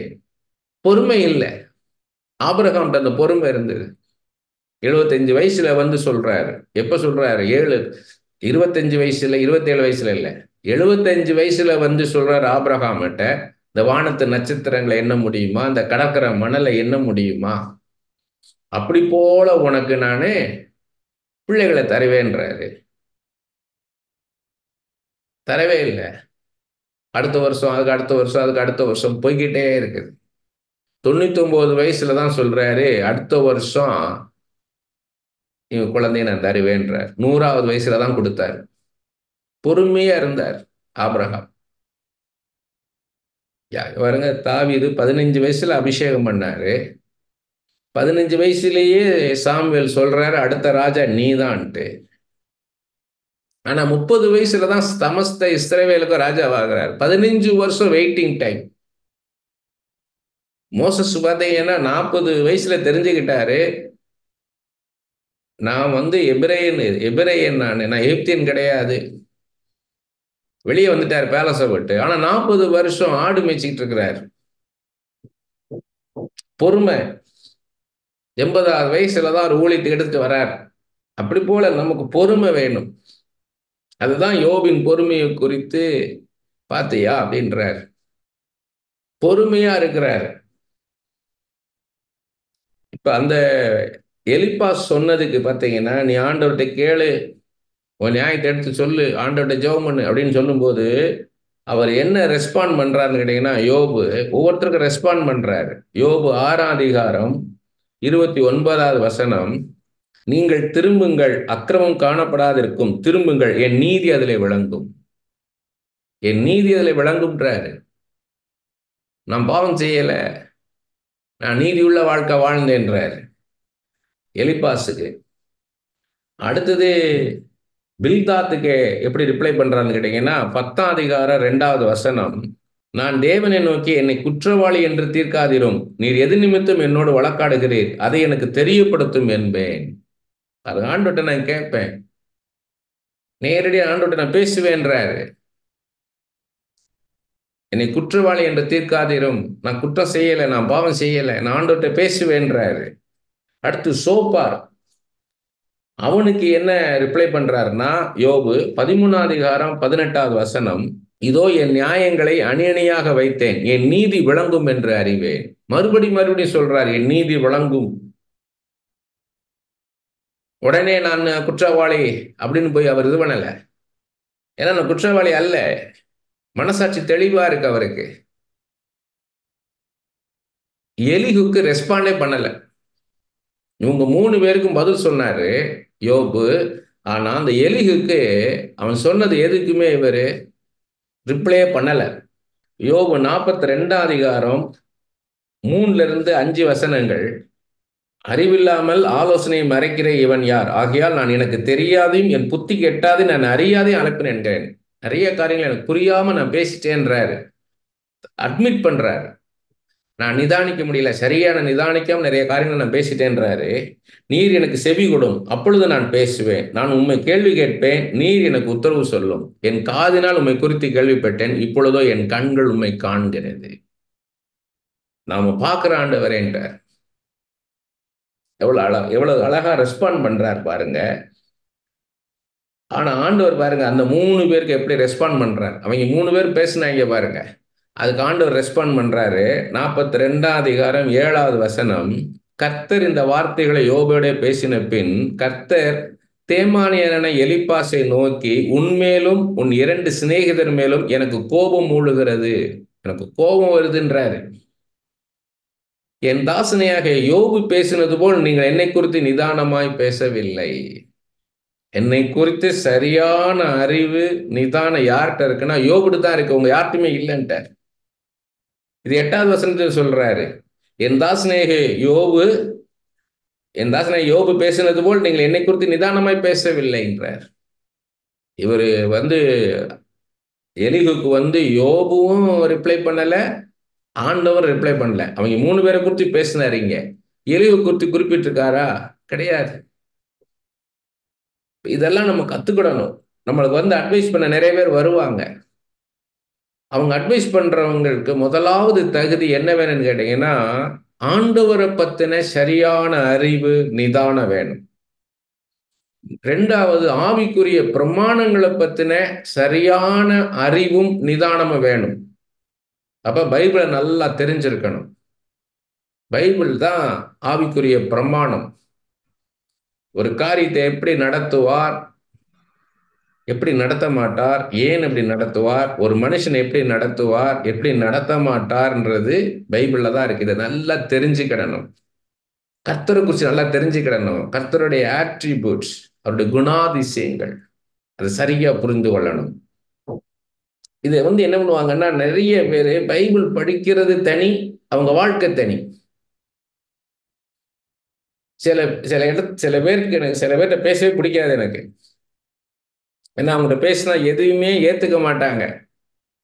ரெண்டாவது, மற்றவங்களை உயர்வா பேசுவாங்க. யாரையோ உயர்த்தி பேசிட்டு நம்மளை தாழ்த்தி பேசுவாங்க. நம்ம பேசுறது எதுவுமே அவங்க உள்ளத்துல போகாது, மனசுல போகாது. அவங்கள்ட்ட பேசி ஒரு பிரயோஜனம் இருக்காது. ஆனா ஆண்டவர் கொண்டு போய் பேசுன்னுவார். கஷ்டமா இருக்கும் இவங்கள்ட்ட போய் பேசுறதான்னு. ஆனா அதான் ஊழியம். ஒரு சபையில போய் பேசுறதுன்றது லேசான காரியம். ஏன்னா அவங்க ஆண்டவர் ஏற்கனவே ஆண்டவராக இரட்சகராக ஏற்றுக்கொண்டு உட்கார்ந்து இருக்கிறாங்க. அவங்கள்ட்ட போய் என்ன சொன்னாலும் ஏற்றுக்கொள்வாங்க. ஆனா ஆண்டவர் அறியாதவங்கள்ட்ட போய் பேசும்போது, ஆண்டவரே இல்லை அப்படின்றவங்கள்ட்டையும் ஆண்டவரை ஏற்றுக்கொள்ளாதவங்கள்ட்டையும் போய் போராடி ஊழியம் பண்ண வேண்டி வரும். நிறைய பேர் பார்த்தீங்கன்னா மேலோட்டமா இருப்பாங்க, மேலோட்டமா இருப்பாங்க. ஆண்டவர்ல வேர் பற்றி இருக்க மாட்டாங்க. இந்த வேர் பற்றி இருக்கிறவங்க தான் யோபு மாதிரி என்ன கஷ்டம் வந்தாலும் ஆண்டவர் மேல உறுதியா இருப்பாங்க. இல்லை, என் கர்த்தர் இருக்கிறார், என் கர்த்தர் நடத்துவார். எல்லாம் தோல்வி தோல்வி தோல்வி, இழப்பு இழப்பு, கஷ்டம் கஷ்டம், போராட்டம் அப்படின்னு வந்தாலும் இல்ல, ஆண்டவர் இருக்கிறார், இதெல்லாத்தையும் நான் வெற்றி பெற வைப்பார், என்னை ஜெயிக்க வைப்பார். எல்லாத்தையும் இழந்தாலும் இல்ல, கர்த்தர் கர்த்தர் இருக்கார், அதான் முக்கியம். எல்லாம் போயிருச்சு யோபு விட்டு, ஆனா யார் இருக்கான? கர்த்தர் கூட இருக்கிறார். இங்க சாத்தானுடைய நோக்கம் என்ன? யோபு தேவனை தூஷிக்கணும், அதுதான் சாத்தானுடைய நோக்கம். ஆனா இவர் கடைசி வரைக்கும் ஆண்டவரை விடல. தேவரே, நீ சகலத்தை செய்ய வல்லவர், நீ செய்ய இன்னைக்கு தடைபடாத ஆண்டவரே. ஆல்மைட்டி காட், பவர்ஃபுல் காட், சர்வ வல்லமை உள்ளவர், நீ நினைக்கிறது ஒரு நாளும் தடைபடாத ஆண்டவரே. இவர் ரெசரக்ஷனை பத்தி பேசல. இவர் உயிரோடு எழும்புறதை குறித்து பேசல. என் மீட்பர் உயிரோடு இருக்கிறார்னு என்ன சொல்றாருன்னா, என் கர்த்தர் இருக்கிறார். இந்த மாதிரி பைபிள்லாம் கிடையாது அவர் கையில. நம்ம கையில இருக்க வரை பைபிள் கிடையாது. நம்மளுக்கு கடைசி வெள்ளை சிங்காசனத்துல வரைக்கும் நம்மளுக்கு இருக்குது. நியாயத்தீர்ப்பு எப்படி இருக்கும் வரைக்கும் நம்ம கையில இருக்குது. இதுக்கப்புறம் நமக்கு பரலோகம்னு ஒன்று இருக்குன்னா இருக்குது. அவர் சியோன்றதை பத்தி சொல்றாரு. அதெல்லாம் பார்த்தீங்கன்னா மரித்த பிறகு ஒரு சந்தோஷம் இல்லாத ஒரு இடத்துல இருப்போம் அப்படின்ற மாதிரி தான் சொல்றாரு. இதுதான் யோபு புஸ்தகம். இப்போ உள்ள சில விஷயங்களை மாத்திரம் பார்க்கலாம். யோபு 1 20 22 ஏற்கனவே நம்ம பார்த்தோம். நிர்வாணையை போய் கர்த்தர் கொடுத்தார், கர்த்தர் எடுத்தாருன்றாரு. நம்மளுடைய எமோஷன்ஸை, நம்மளுடைய உணர்ச்சிகளை, நம்மளுடைய வருத்தங்களை ஆண்டவர்கிட்ட தெரிவிக்கிறதுல தவறு கிடையாது. அதான் சொல்றார். தன் சால்வையை கிழித்து தன் தலையை சிரைத்து தரையிலே விழுந்து பணிந்து அழுகிறார் அவரு. அதான் ஆண்டவர்கிட்ட போய் நம்ம வருத்தத்தை தெரிவிக்கலாமா, நம்ம கஷ்டத்தை சொல்லலாமா நினைக்க கூடாது. அதே மாதிரி நம்மளுக்கு எந்த வியாதி வந்தாலும் அது நிமித்தம் நம்ம ஆண்டவரை மறுத்துடக்கூடாது, எதிர்த்திடவும் கூடாது. எப்பேற்பட்ட வியாதி இருந்தாலும் ஆண்டவர் இதை சுகப்படுத்துவார், அதுல உறுதியா இருக்கணும். நம்ம அந்த யோபு உடைய மனைவி மாதிரி நம்மளை ரொம்ப நெருங்கி பழகுறவங்களை கூட நம்ம புரிஞ்சிக்காம நம்ம உள்ளம் உடையிற மாதிரி பேசுவாங்க. அப்ப நம்ம சோத்து போயிடக்கூடாது. ஏன்னா அவங்க ஆண்டவரை சரியா அறியலை. நமக்கும் ஆண்டவருக்கு என்ன நடக்குதுன்றதை அவங்க அறியலை. ஏன்னா நம்ம லூக்கால பார்க்கிறோம், ஒரு 18 வருஷ கூனி சாத்தானின் பலவீனப்படுத்தும் ஆவியால் கூனியாக்கப்பட்டிருந்தாள். அது ஆண்டவருக்கு மட்டும் தான் தெரிஞ்சது, யாருக்கும் தெரியல. அது மாதிரி நம்ம கஷ்டத்தை ஆண்டவருக்கு தான் தெரியும். மற்ற மனுஷங்கள்கிட்ட போய் புலம்புறத விட ஆண்டவருடைய சன்னிதானத்துல போய், ஆண்டவரே எனக்கு இப்படிலாம் இருக்குதுன்னு சொல்றது தவறு கிடையாது. அந்த மாதிரி பார்த்தீங்கன்னா, நம்ம வாழ்க்கையில் நடக்கிற எல்லாத்துக்கும் பதில் கிடைக்கணும்னு நினைக்கிறத விட, ஆண்டவரை நம்ம சரியா புரிஞ்சுக்கிட்டோம்னா போதும். எனக்கு ஏன் இது இப்படி நடக்குது? ஏன் இது நடக்கல? என் பிள்ளைக்கு ஏன் இது நடக்குது? என் பிள்ளைக்கு அது நடக்கலன்றோட கர்த்தரை குறித்து அறிஞ்சுக்கிட்டீங்கன்னு வைங்க, ஸ்டெடியா இருக்கலாம். இதுதான் யோபுட்ட இருந்து நம்ம கத்துக்க வேண்டிய விஷயம். யோபு வாழ்க்கையில இருந்து நம்மளை காணாம இல்லை அவரு. நம்ம காணாத தேவன் அல்ல. நம்ம கண்ணீரை காண்கிற தேவன். நம்ம வேதனைகள் அறிந்த தேவன். அதுல நம்ம நிச்சயத்தோட இருக்கணும். நம்ம கஷ்டத்தை அறியாதவர் அல்ல. ஏன்னா தீக்குருவின்னு உன்னை பத்தி சொல்றாரு. அந்த தீக்குருவி முட்டை போட்டுச்சுன்னா அதை பத்தி கவனிக்காம போயிருமா?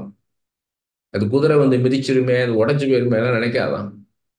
அதுக்கு அந்த ஞானம் இல்லைன்றார். அப்படின்னு அர்த்தம், நான் எவ்வளவு ஞானம் உள்ள தேவன் தெரியுமான்றார். அவர் அப்படி இருக்கார், நம்மளும் அப்படி இருக்குன்னு நினைக்கிறார். மற்றவங்களுக்காக நம்ம பரிதவிக்கிறவங்களா இருக்கணும்.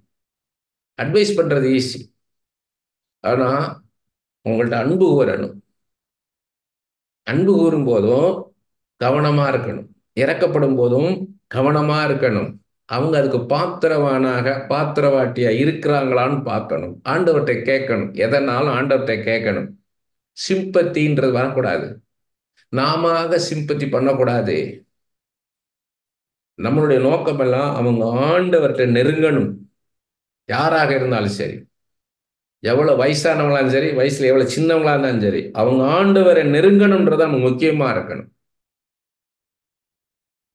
அதில் தான் நம்ம வேணும். ஏன்னா ஆண்டவர் தான் பிரதானமா இருக்கணும். நம்ம ஜீசஸ் கிடையாது. நம்ம ஆண்டவர் கிடையாது. நம்ம அப்படி பரிதாபப்பட்டோம்னு வைங்க, அவங்க ஆண்டவர்கிட்ட போக மாட்டாங்க. நம்மகிட்ட பரிதாபமாயிருவாங்க, ஆண்டவர்கிட்ட நெருங்காம போயிடுவாங்க. ஆண்டவர் பார்ப்பாரு, ஒரு ஆத்மா உங்கள்கிட்ட வருது, அந்த ஆத்மாவை ஆண்டவர்கிட்ட நடத்துறீங்களா இல்லை உங்களோட வச்சுக்கிறீங்களான்னு பார்ப்பாரு. அதில் கவனமா இருக்கணும். யாரா இருந்தாலும் நீ ஜெபம் பண்ணு, நீ பைபிளை வாசி, ஆண்டவர் ஆராதனை செய். பிள்ளைகளுக்கு நம்ம கற்றுக் கொடுக்க வேண்டிய முதல் காரியம் அதுதான். நீ ஜெபம் பண்ணு. காலையில் எந்திரிச்சோடனே அம்மான்னு வந்தோடனே ஐயோ மகனே மகளேன்ற கூடாது. முதல்ல ஜெபம் பண்ணு. ஆண்டவரை தேடு, இயேசுவை தேடு. முதலாவது ஆண்டவர் நல்ல ஆராதனை செய். வேதத்தை எடுத்து படி. அதுக்கு அப்புறம் வா. அப்படி நடத்தணும் பிள்ளைகளை. ஆண்டவரைத்தான் கொடுக்கணும். முதலாவது பொக்கிஷம் ஆண்டவரை கொடுக்கறது மாதிரி பொக்கிஷம் வேற எதுவும் கிடையாது. யாராக இருந்தாலும் சரி. எப்பயுமே நம்ம கஷ்டம்ன்றது தண்டனை நினைக்காதீங்க. தண்டனை நினைக்காதீங்க. சில காரியங்களை நம்ம கத்துக்கிறோம். அதுல நம்ம குருடனை பார்க்கும்போது தான் தெரியும். குருடனை போய் பார்த்து கேளுங்க, உனக்கு கண்ணு கொடுத்தாருன்னா என்ன செய்வேன்னா அவன் பல காரியங்களை சொல்லுவான். ஆண்டவருக்காகவே நான் வாழ்வேன், இந்த கண்களை ஆண்டவருக்காக நான் பயன்படுத்துவேன். அது மாதிரி செவிடா இருக்கவங்கள போய் பார்த்து நீங்க செய்கையிலே பேசி உனக்கு காது கேட்க வச்சாருன்னா என்ன பண்ணுவேன்னா, நான் இயேசுக்காக நான் வாழுவேன்.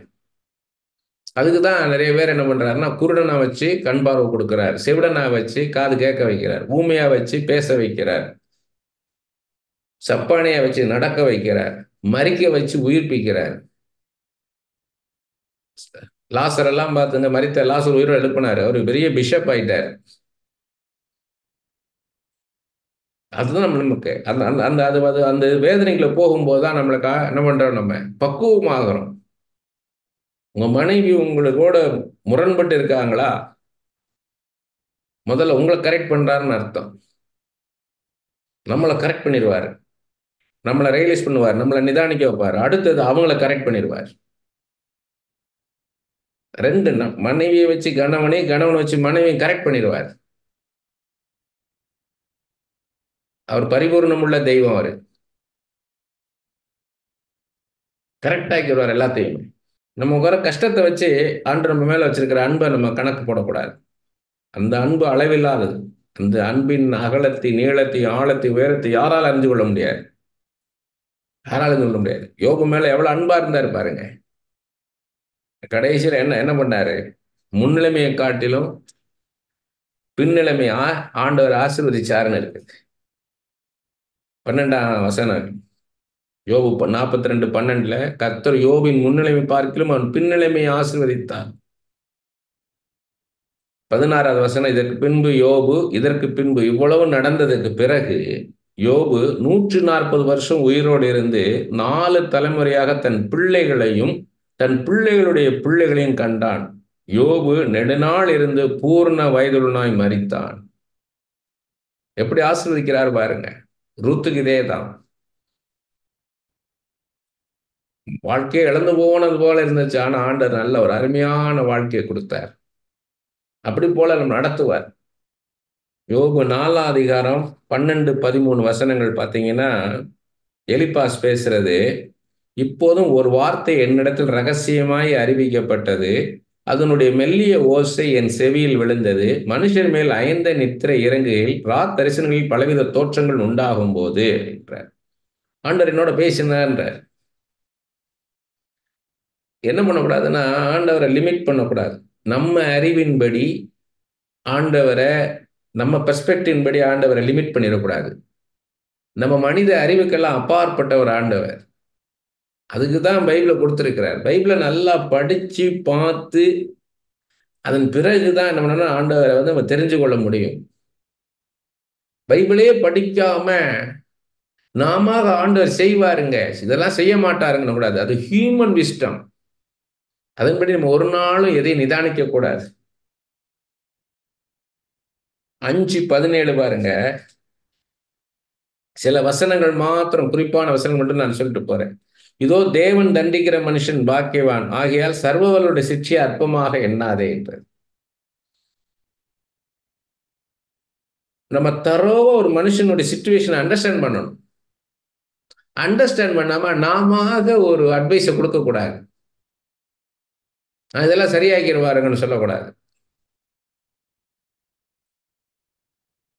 இப்படி இருக்குங்க, இப்படி இருக்கு என் வாழ்க்கை, அப்படி இருக்குங்கன்னா அவங்கள்ட்ட உட்காந்து முதல்ல பேசணும்.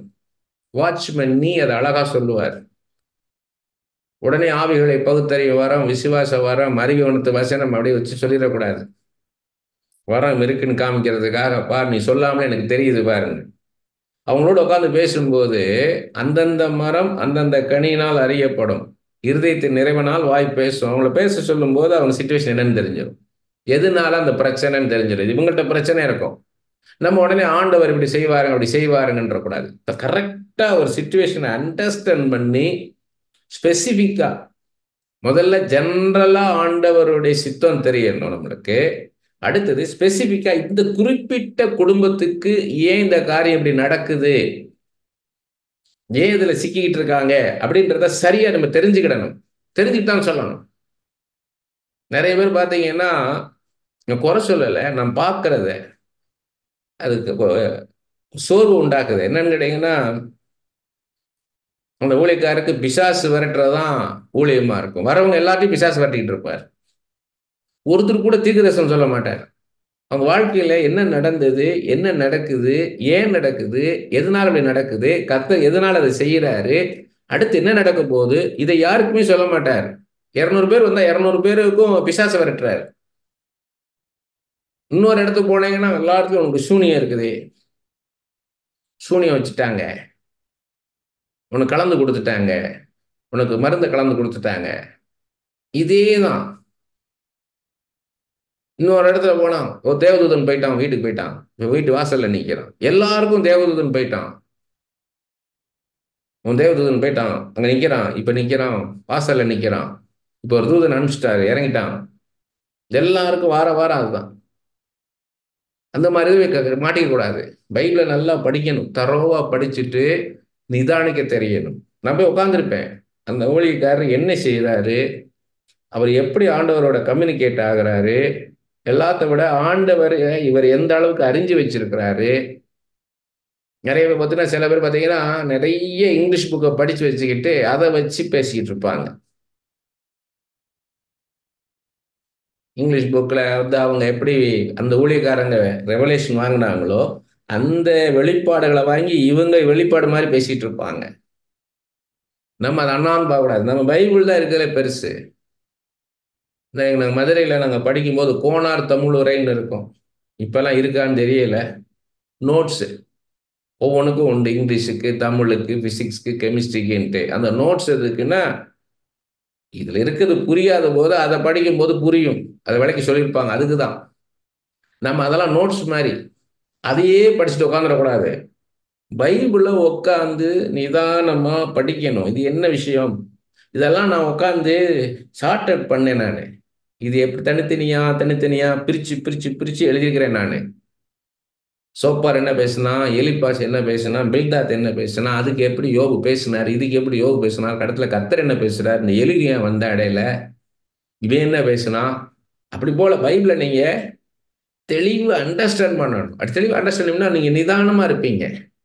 நீங்க பேசுறதும் நிதானமா இருக்கும். மற்றவங்க சொல்லும் போது ஏமாற மாட்டீங்க. ஒரு பிரபலமான ஊழியக்காரர், நல்ல தீர்க்கதரிசி, ஆண்டவரால் வல்லமையாக பயன்படுத்தப்பட்ட பாத்திரம், கத்துக்குள்ள தெரிஞ்சிட்டார். ஒருத்தர் வந்து 1/2 மணி நேரமா பேசுறாரு இவர்கிட்ட. இவரும் 1/2 மணி நேரம் நல்லா பேசிட்டு இருந்தார். அப்படியா அப்படியான்னு கேட்டுட்டு இருந்தார் பொறுமையா. கடைசியில் அவருக்காக ஜெபிச்சாரு. அவர் போயிட்டாரு. போன பிறகு இவர் குளியும் குளியும் சிரிச்சாரு. என்னன்னு கேட்டா, 1/2 மணி நேரம் பொய் சொல்லிட்டு இருந்தான். அவன் எவ்வளவு நிதானம் பாருங்க. ஏன்னா அவனுடைய மெச்சூரிட்டி அவ்வளவுதான்ட்டார். இதை வச்சு எனக்கு ஒரு பாதிப்பும் இல்லைன்ட்டார். சரி, அப்ப அவனை நீ சொல்லிருக்கலாம், நீ பொய் சொன்னேன், நீ கரெக்ட் பண்ணு சொல்லிக்கலாம்னா, இல்லை ஒன்று 6 மாசத்துல அவன் இருக்கிற இடத்துல இருந்து வெளியே தூக்கி போட்டுருவார் ஆண்டவர். யோனாவை தூக்கி போட்ட மாதிரி இவனை தூக்கி போட்டுருவார். இவன் இவன் கரெக்ட் ஆயிடுவான். அப்ப இப்ப சொல்லலாம்லன்னா, இந்த 6 மாசம் அனுபவம் தான் முக்கியம் அவனுக்கு. இந்த 6 மாசம் அவனை நடத்த போற விதம் வித்தியாசமா இருக்கும். இன்னைக்கு அவனுக்கு டேர்னிங் பாயிண்ட். இன்னையில இருந்து அவன் வாழ்க்கை மாறப்போகுதுட்டார்.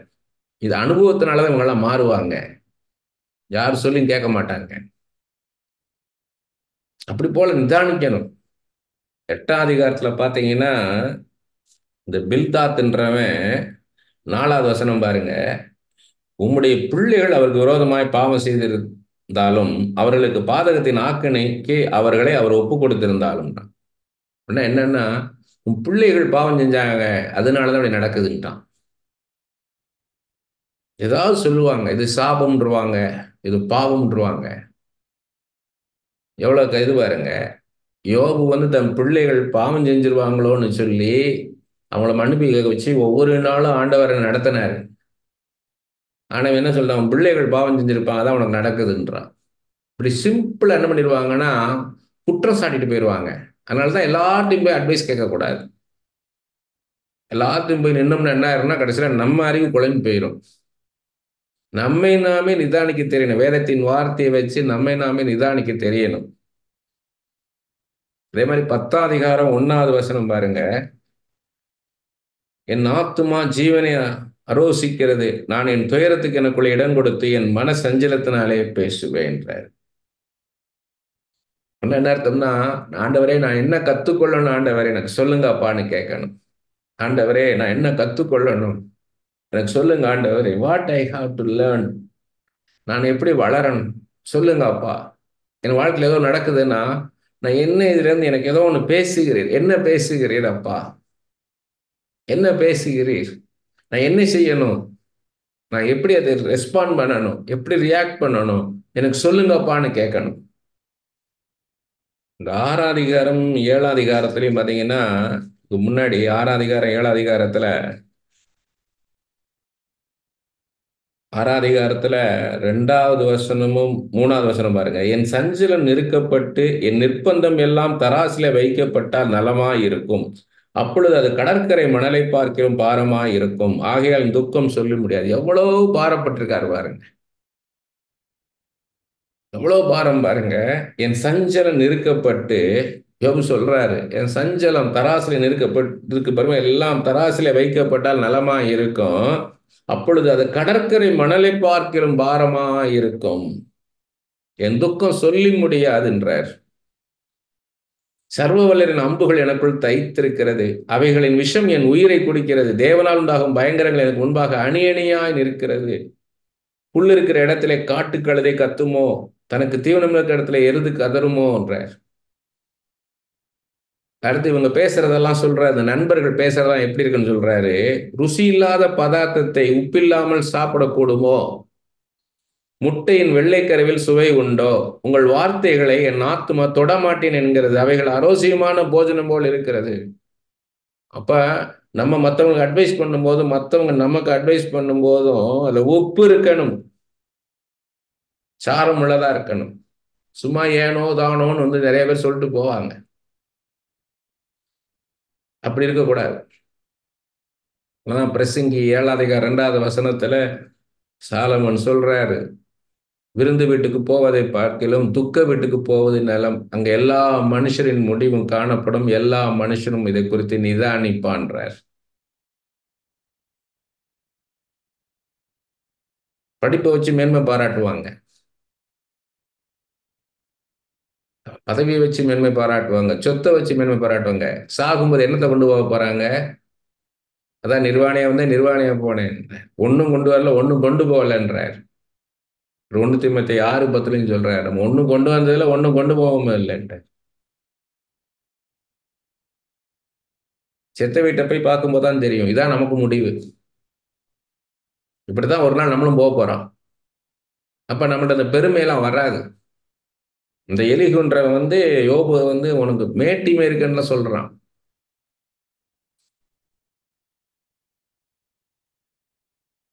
ஆறாதிகாரம் 6-7 பார்த்து அந்த அதான் சொல்றாரு. அதாவது இவங்கெல்லாம் ஏதோ அட்வைஸ் பண்ணாங்க ஒழிய இவர் மேல அன்பு இல்லை. அவங்கள்ட்ட அறிவு இருந்தது, ஞானம் இருந்தது. 3 நண்பர்கள்ட்டையும் அந்த 4வது அந்த எலிகட்டையும் ஞானம் இருந்தது, ஆனா அன்பு இல்லை. அன்பு வேணும். நீங்க ஒருத்தர் அட்வைஸ் பண்றீங்கன்னா முதலாவது அவங்கள நேசிக்கணும்.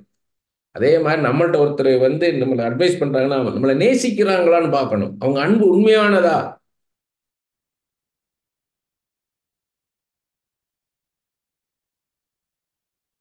இப்போ தாய் தகப்பனை போல நம்மளை நேசிக்கிறவங்க யாரும் இருக்க மாட்டாங்க. அதனாலதான் தாய் தகப்பனை கனம் பண்ணினார்.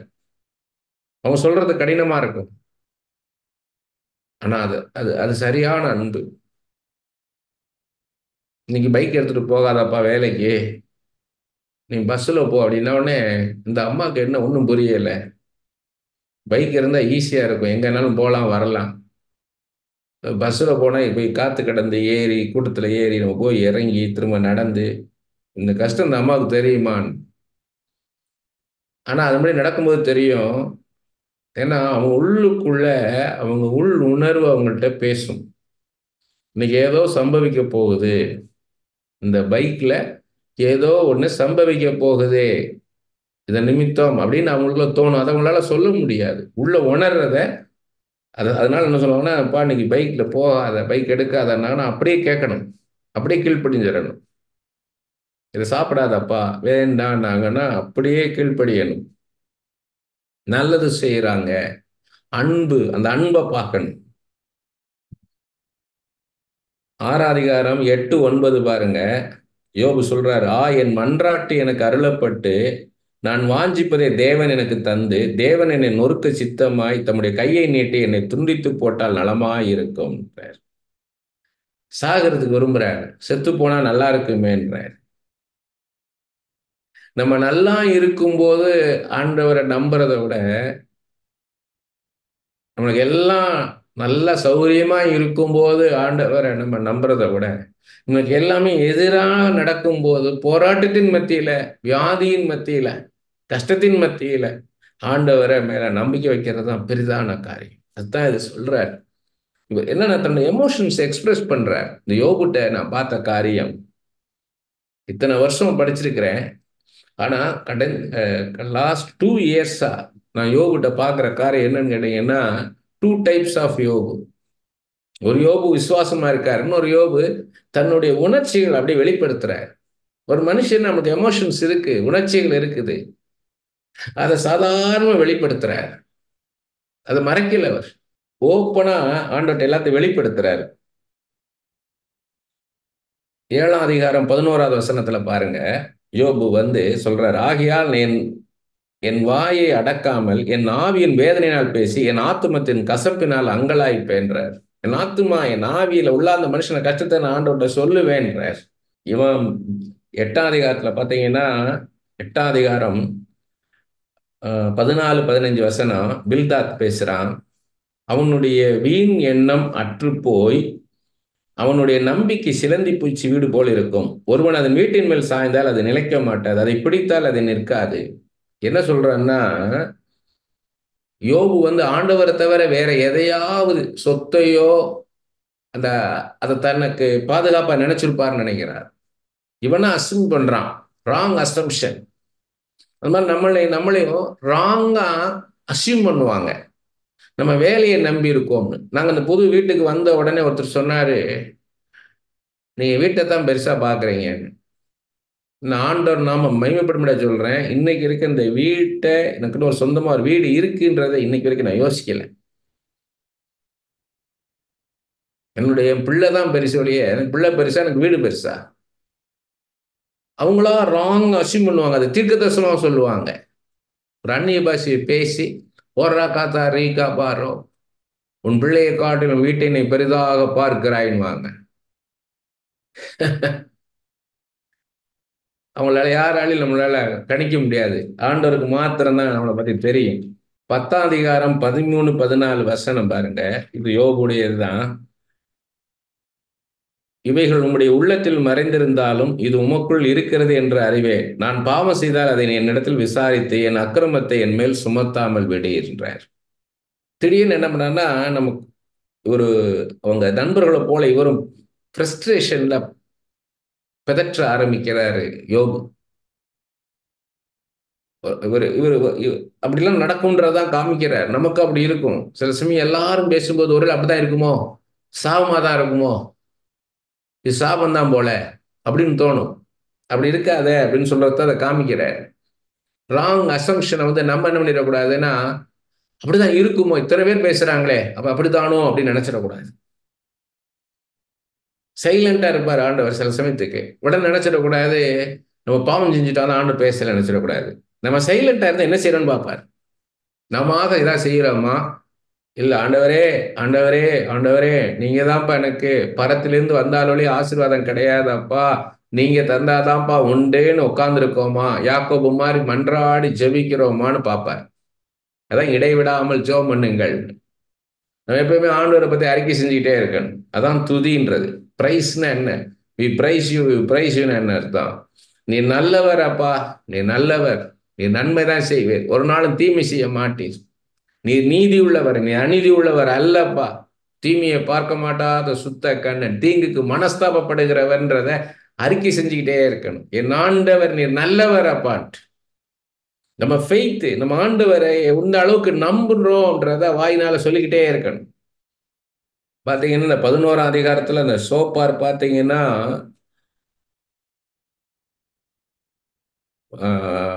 6வது வசனத்தை சொல்றான் பாருங்க.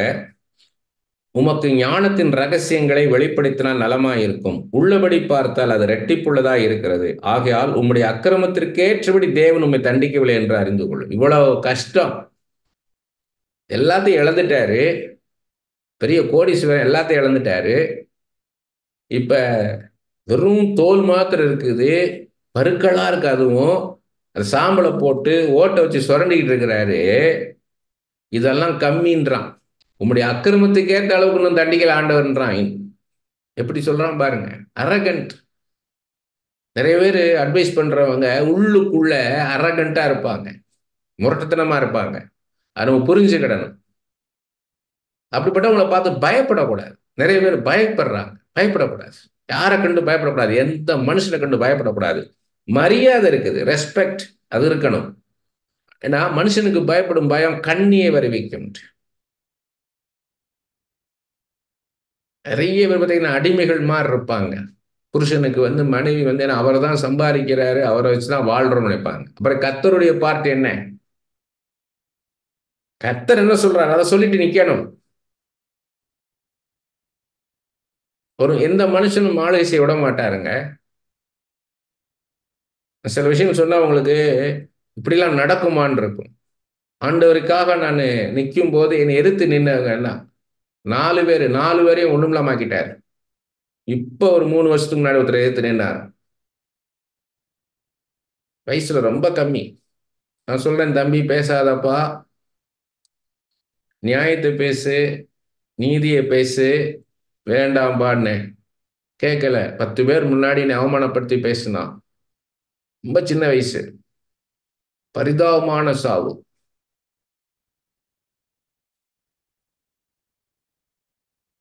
ஆண்டவர் அவர் செய்கை காரியம் பயங்கரமா இருக்கும்ன்றது சாதாரணமானது கிடையாது. நான் பெருமைக்காக சொல்லல. ஆண்டவர் எவ்வளவு வைராக்கியம் உள்ளவர்னு.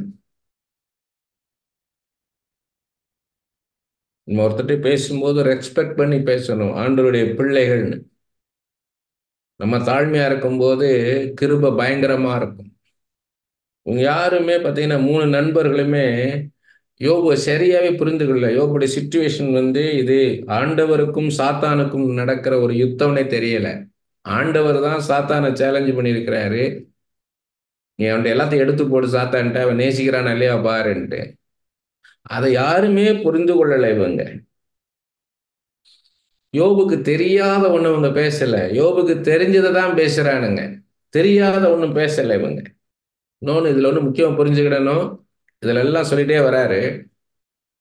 12ஆம் அதிகாரம் 24, 25 வசனம் பாருங்க.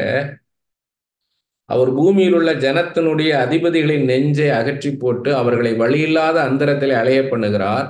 அவர்கள் வெளிச்சமற்ற இருளிலே தடவித்திருக்கிறார்கள். வெறித்தவர்களைப் போல அவர்களை தடுமாறி திரிய பண்ணுகிறார். யோபு சொல்றாரு. என்னன்னா, மனிதனுடைய அறிவெல்லாம் கர்த்தருடைய அறிவுக்கு முன்னால் ஒண்ணும் கிடையாது. உண்மையான அன்பும் ஞானம் யார்கிட்ட இருக்குன்னா ஆண்டவர்கிட்ட தான் இருக்கும். சரி, ஆண்டவர்கிட்ட தான் நீங்க கேட்கணும். ஆண்டவரே, நான் யார்? என் வாழ்க்கை எப்படி இருக்குது? நான் என்ன செய்யணும்? ஆண்டவர்கிட்ட தான் கேட்கணும். மனுஷன்கிட்ட கேட்டீங்கன்னா அவங்களுடைய குறைவான அறிவுல தான் பேசுவாங்க. இவங்க எல்லாம் குறைவான அறிவுல தான் யோபிட்ட பேசுறாங்க. இன்னொன்னு இதுல பாத்தீங்கன்னா லைஃப் ரொம்ப ஷார்ட்டான லைஃப்ன்றத சொல்றாரு. நெய்கிறவன் எரிகிற நாடாவை காட்டிலும் என் வாழ்நாள் வேகமா ஓடுதுன்றாரு. ஒரு நிழலை போல நடந்து போகுதுன்றார். இப்ப வாழ்க்கை ரொம்ப ரொம்ப சின்ன லைஃப். இதுல நம்ம புரிஞ்சுக்கணும் நிறைய காரியங்களை வாழ்க்கை அனுபவத்துல தான் நம்ம புரிஞ்சு கொள்ள முடியும். யோபு அந்த வாழ்க்கை வாழ்ந்த வாழ்க்கை இவங்க யாருமே பார்க்கல. அதை பத்தி பேசவே இல்லை பாருங்க. யோபு எப்படிப்பட்ட வாழ்க்கையை வாழ்ந்தாருன்னு யோபு அதெல்லாம் சொல்றாரு. யோபு தன்னுடைய வாழ்க்கை எப்படியெல்லாம் இருந்தது அப்படின்றதெல்லாம் சொல்றாரு.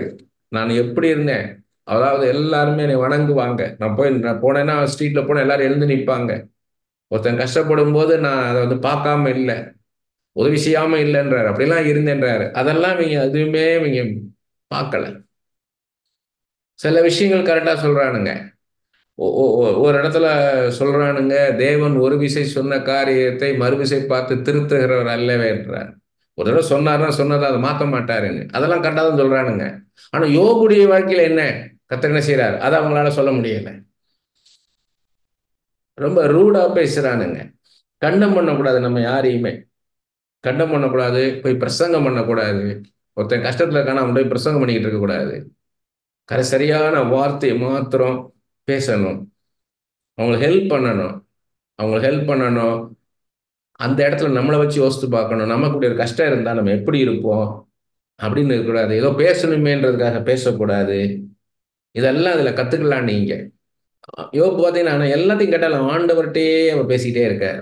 அதனாலதான் ஆண்டவர் அவரை மேன்மையா பார்க்கிறார். இவங்க என்னதான் பேசினாலும் அவர் ஆண்டவர்கிட்ட தான் எல்லாத்தையுமே முறையிடுறார். 38ஆம் அதிகாரம் 1வது வசனம் பார்த்தீங்கன்னா, அப்பொழுது கர்த்தர் பெருங்காற்றிலிருந்து யோபுக்கு உத்தரவாக, அறிவில்லாத வார்த்தைகள் ஆலோசனை அந்தகாரப்படுத்துகிற இவன் யார்? என்னை குறித்து இவங்களாம் நிதானிக்கவே இல்லைன்ட்டார். அதுக்காக தான் ஜெபிக்க சொல்றாரு. கடைசியா பார்த்தீங்கன்னா 42ஆம் அதிகாரத்துல சொல்றாரு பாருங்க, 8வது வசனத்துல, ஆதலால் நீங்கள் 7 காளைகளையும் 7 ஆட்டு கடாக்களையும் தெரிந்து கொண்டு என் தாசனாகிய யோபனிடத்தில் போய் உங்களுக்காக சர்வாங்க தகன பலிகளை இடுங்கள். என் தாசனாகிய யோபு உங்களுக்காக வேண்டுதல் செய்வான். இவங்க சரியா என்னை பத்தி அறிஞ்சுக்கவே இடல. யோபுட்ட போங்க, யோபு உங்களுக்காக ஜெபிப்பான்ட்டார். ஆண்டவரே, இவங்கெல்லாம் உங்க பற்றி அறிகிற அறிவில வளரணும் ஐயா. உங்களை பற்றி சரியாக அறிந்து கொள்ளணும். உம்முடைய பார்வையில மற்றவங்களை இவங்க பார்க்கணும்ப்பா. தங்களுடைய அறிவினால ஞானத்தினால இதை நிதானிக்க கூடாது. எல்லாத்தையும் உம்மிடத்துல அவங்க கேட்கணும் அப்பா. இது என்ன ஆண்டவரே, வாட் இஸ் திஸ்ன்னு கேட்கணும். எசேக்கியேல்ட்ட வந்து ஆண்டவர் சொல்றார், உலர்ந்த எலும்புகளை பார்த்து இது உயிரோடு எழும்புவான்னு கேட்டா, தேவரீராய் கர்த்தராகிய தேவரே நீர் அறிவீர், நீர் அறிவீர்ன்றாரு. அப்படி போல ஆண்டவர்கிட்ட கேட்கணும் எல்லாத்தையும். 10வது வசனம் எல்லாருக்கும் தெரியும். யோபு தன் சிநேகிதருக்காக வேண்டுதல் செய்த போது கர்த்தர் அவன் சிறையிருப்பை மாற்றினார். யோபுக்கு முன் இருந்த எல்லாவற்றை பார்க்கல ரெண்டத்தனே கர்த்தர் அவனுக்கு தந்துடலாம். இது எல்லாருக்கும் தெரிஞ்சது. மற்றவங்களுக்காக, மற்றவங்க கஷ்டத்துக்காக நம்ம ஆண்டவர்கிட்ட மன்றாடும் போது நம்மளுடைய சிறையிருப்பை ஆண்டவர் மாற்றுவார். யோபு வந்து தன் கண்களோடு உடன்படிக்கை பண்ணி கொண்டேன்றார். எந்த ஸ்திரீ நான் பார்க்க மாட்டேன், நான் நினைக்க கூட மாட்டேன்றாரு. ஒரு பரிசுத்தமான வாழ்க்கையை வாழ்ந்தாரு, ஒரு நீதியுள்ள வாழ்க்கையை வாழ்ந்தாரு. அவருடைய மனசாட்சி சுத்தமா இருந்தது, மனசாட்சி சுத்தமா இருந்தது. அதனாலதான் அவர் என்ன பண்றாருன்னா, ஆண்டவர்கிட்ட வந்து நான் நீதிமான், என்ன குறை இருக்கு சொல்லுங்கப்பான்னு நேரடியா கேட்கிறாரு. நம்ம இந்த உலகத்துல இருக்கவங்க என்ன பண்றாங்கன்னா, தத்துவ மேதைகள்கிட்டையும் பெரிய பெரிய தலைவர்கள்ட்டையும் தங்களுக்கு தாங்களேயும் நீதியை நினைக்கிறாங்க, ஞானத்தை தேடுறாங்க. அவர் இப்படி சொல்லியிருக்காரு, இவர் இப்படி சொல்லியிருக்காருன்னு. கர்த்தர் என்ன சொன்னார்ன்றதை தேடணும், அதான் முக்கியம். 30ஆம் அதிகாரம் 1வது வசனத்துல யோபு சொல்றார் பாருங்க, எவ்வளவு கஷ்டம் பாருங்க அவருக்கு. இப்போதோ என்னிலும் இள வயதானவர்கள் என்னை பரியாசம் பண்ணுகிறார்கள், இவருடைய பிதாக்களை நான் என் மந்தையை காக்கும் நாய்களோட வைக்கவும் கூட வெட்கப்பட்டிருப்பேன். எப்படிப்பட்டவங்க, நான் ஆதரிச்சிருந்தவங்க இவங்களே என்னை மதிக்க மாட்டேங்கிறானுங்கன்ற. அந்த முந்தின அதிகாரம் 29ஆம் அதிகாரம் 14 வசனத்துல பாருங்க. 14 வசனத்துல, நீதியை தரித்து கொண்டேன், அது என் உடுப்பாய் இருந்தது, என் நியாயம் எனக்கு சால்வையும் பாகையுமாய் இருந்தது. எவ்வளவு நீதியுள்ள வாழ்க்கை வாழ்ந்தேன்றாரு. நான் குருடனுக்கு கண்ணும் சப்பானிக்கு காலுமாய் இருந்தேன், நான் எளியவர்களுக்கு தகப்பனாய் இருந்து நான் அறியாத வழக்கை ஆராய்ந்து பார்த்தேன். நான் அநியாயக்கருடைய கடைவாய்ப்பற்களை உடைத்து அவர்கள் பறித்ததை அவர்கள் பற்களிலிருந்து பிடுங்கினேன். என் கூட்டிலே நான் ஜீவித்து போவேன், என் நாட்டிலே மணல்தினையாய் பெருக பண்ணுவேன் என்றேன். எப்படி இருந்தேன்றார், எவ்வளவு கஷ்டத்துல இருந்தவங்களுக்கு உதவி செஞ்சேன்றார். ஆனா 30ஆம் அதிகாரம் 15வது வசனத்துல பாத்தீங்கன்னா, பயங்கரங்கள் என் மேல் திரும்பி வருகிறது, அவைகள் காற்றை போல் என் ஆத்மாவை பின்தொடர்கிறது, என் சுகவாழ்வு ஒரு மேகத்தை போல் கடந்து போயிற்று, ஆகையால் இப்போது என் ஆத்மா என்னில் முறிந்து போயிற்று, உபத்திரத்தின் நாட்டில் என்னை பிடித்து கொண்டது. அப்ப எவ்வளவு தூரத்துக்கு நல்லவனா இருந்த யோபுக்கு இப்படி நடக்குதுன்னா, நம்ம ஒண்ணுமே கிடையாது, நமக்கு வர கஷ்டம்லாம் ஒண்ணுமே கிடையாது, நமக்கு வர பாடுகள் ஒண்ணுமே கிடையாது. இதன் பின்பு நம்மளை ஆண்டவர் மேன்மையான ஒரு மனுஷனா மாற்றிடுவார். இந்த பிரைடை பத்தி சொல்றாரு, by making us think we are better than we really are என்றார். நம்ம எப்படி இருக்கிறோமோ அதை விட நம்ம மேலாக நினைக்கிறது தான் மேட்டிமைன்றார். நான் யாரு அப்படின்றத நம்ம நிதானிக்கணும். நம்ம நாமே பெருசா நினைச்சுக்கிறோம், ஏதோ ஒன்று செய்யாமலே செஞ்சுக்கிட்டு இருக்க மாதிரி ஒரு ஒரு பிரம்மையில இருக்க நிறைய பேர், ஏதோ ஒரு பிரம்மையில இருக்கிறது, ஒரு இல்லூஷன், ஒரு கற்பனையில இருக்கிறது. அதை விட்டு வெளியே வரணும். ரியாலிட்டியில நான் எப்படி இருக்கிறேன், என் தனிப்பட்ட வாழ்க்கையில நான் ஆண்டவர் எந்த அளவு அறிந்து வச்சிருக்கிறேன், ஆண்டவர் எந்த அளவு நெருங்கி இருக்கிறேன், மனசாட்சி சொல்லும். அதை நம்ம அண்டர்ஸ்டாண்டிங் எல்லாம் மேலான ஒரு ஆண்டவர். இப்படித்தான் தான் வர நம்ம அறுதிட்டு சொல்ல முடியாது. நம்ம அதுக்கு தான் பைபிளை கொடுத்துருக்காரு. பைபிளை படிக்க படிக்க எவ்வளவு பெரிய தெய்வத்தை நம்ம வணங்குகிறோம் அப்படின்னு நம்ம அறிந்து கொள்ளலாம். யோபு 3ஆம் அதிகாரம் 25வது வசனம் முக்கியமானது. நான் பயந்த காரியம் எனக்கு நேரிட்டது, நான் அஞ்சினது எனக்கு வந்தது. அது எங்க இருக்குன்னு யோபு 1ஆம் அதிகாரம் 5வது வசனத்துல, ஒருவேளை என் குமாரர் பாவம் செய்து தேவனை தங்கள் இருதயத்தில் தூஷித்திருப்பார்கள். ஒருவேளை பாவம் செஞ்சிருக்கலான்னு பயந்தார், அந்த பயந்தாரு, அதனால அவன் கஷ்டம் வந்துடும் அப்படின்னாரு. நான் பயந்த காரியம் வந்து நேரிட்டதுன்றார். நான் பயப்படக்கூடாது. நீங்க பயத்தை எதிர்பார்த்தீங்கன்னா பயம்தான் வரும், பயப்படக்கூடாது. ஏன்னா மனசாட்சி இருக்குது நமக்கு. நான் கர்த்தரோடு கூட நான் எப்படி இருக்கிறேன், கர்த்தரோட உறவுல மனசாட்சி இருக்குது. அப்ப ஆண்டவர் வந்து ஒரு நாள் கைவிட மாட்டார். எனக்கு எனக்கு என்னுடைய என்னுடைய வாழ்க்கையை பூரா அவர் தீர்க்கதரிசன புஸ்தகத்தில் எழுதி வச்சிட்டாரு. அதுதான் நடக்குமே ஒழிய வேற எதுவும் நடக்காது என் வாழ்க்கையில. அதனால நம்ம வந்து யெகோவா ஈரே, கர்த்தர் பார்த்துக் கொள்வார், என்னை ஆண்டவர் நடத்துவார், எனக்கு ஆண்டவர் வந்து ஆண்டவர் தான் எனக்கு வாழ்க்கை கொடுப்பார், அவர் தான் என்னை ஆசீர்வதிக்கிற தெய்வம், ஒரு மனுஷன்ட்ட இருந்து என் வாழ்க்கை கிடையாது. அப்ப ஆண்டவரே இல்லையே. ஸோ எல்லாம் வாழ்க்கை என்ன நடந்தாலும் ஆண்டவர் என்ன செய்யறாருன்னு பார்க்கணும். ஆண்டவரை வச்சு வச்சு பார்க்கணும். ஒவ்வொரு சுச்சுவேஷன் ஆண்டவரை வச்சு பார்க்கணும். நாம டெசிஷன் எடுக்கக்கூடாது. எதுலையுமே நாம ஒரு டெசிஷன் எடுக்கக்கூடாது. அப்ப நம்ம ஆண்டவர் ஆயிடுறோம். ஆண்டவரே நான் என்ன செய்யணும்? ஒவ்வொரு காரியத்தை ஆண்டவர்கிட்ட கேட்கணும். ஒவ்வொரு காரியம், எந்த காரியமா இருந்தாலும் ஆண்டவரே நான் என்ன செய்யணும், என்ன செய்யணும் ஆண்டவர்கிட்ட கேட்கணும். 27ஆம் அதிகாரம் 5வது வசனத்துல யோபு சொல்றாரு, என் ஆவி பிரிய மட்டும் என் உத்தமத்தை என்னை விட்டு விலக்கேன்றாரு. 23ஆம் அதிகாரம் 12வது வசனத்துல சொல்றாரு, அவருடைய வாயின் வார்த்தைகளை எனக்கு வேண்டிய ஆகாரத்தை பார்க்கிலும் அதிகமாய் காத்து கொண்டேன்றார். ஆண்டவர் எவ்வளவு அதிகமா நேசிக்கிறார் பாருங்க. அந்த அந்த அன்பு, அந்த உடைய விசுவாசம் நமக்கு வேணும். என்னை கொன்று போட்டாலும் கர்த்தர் மேல் நம்பிக்கையாய் இருப்பேன்றதை எப்படி பார்க்கிறேன்னா, என்னை கொன்று போட்டாலும் நான் கர்த்தர் மேல் அன்பாய் இருப்பேன். அதான் நம்மளுடைய தீர்மானமா இருக்கணும். ஆண்டவரை எப்போதும் நம்ம நேசிக்கணும்.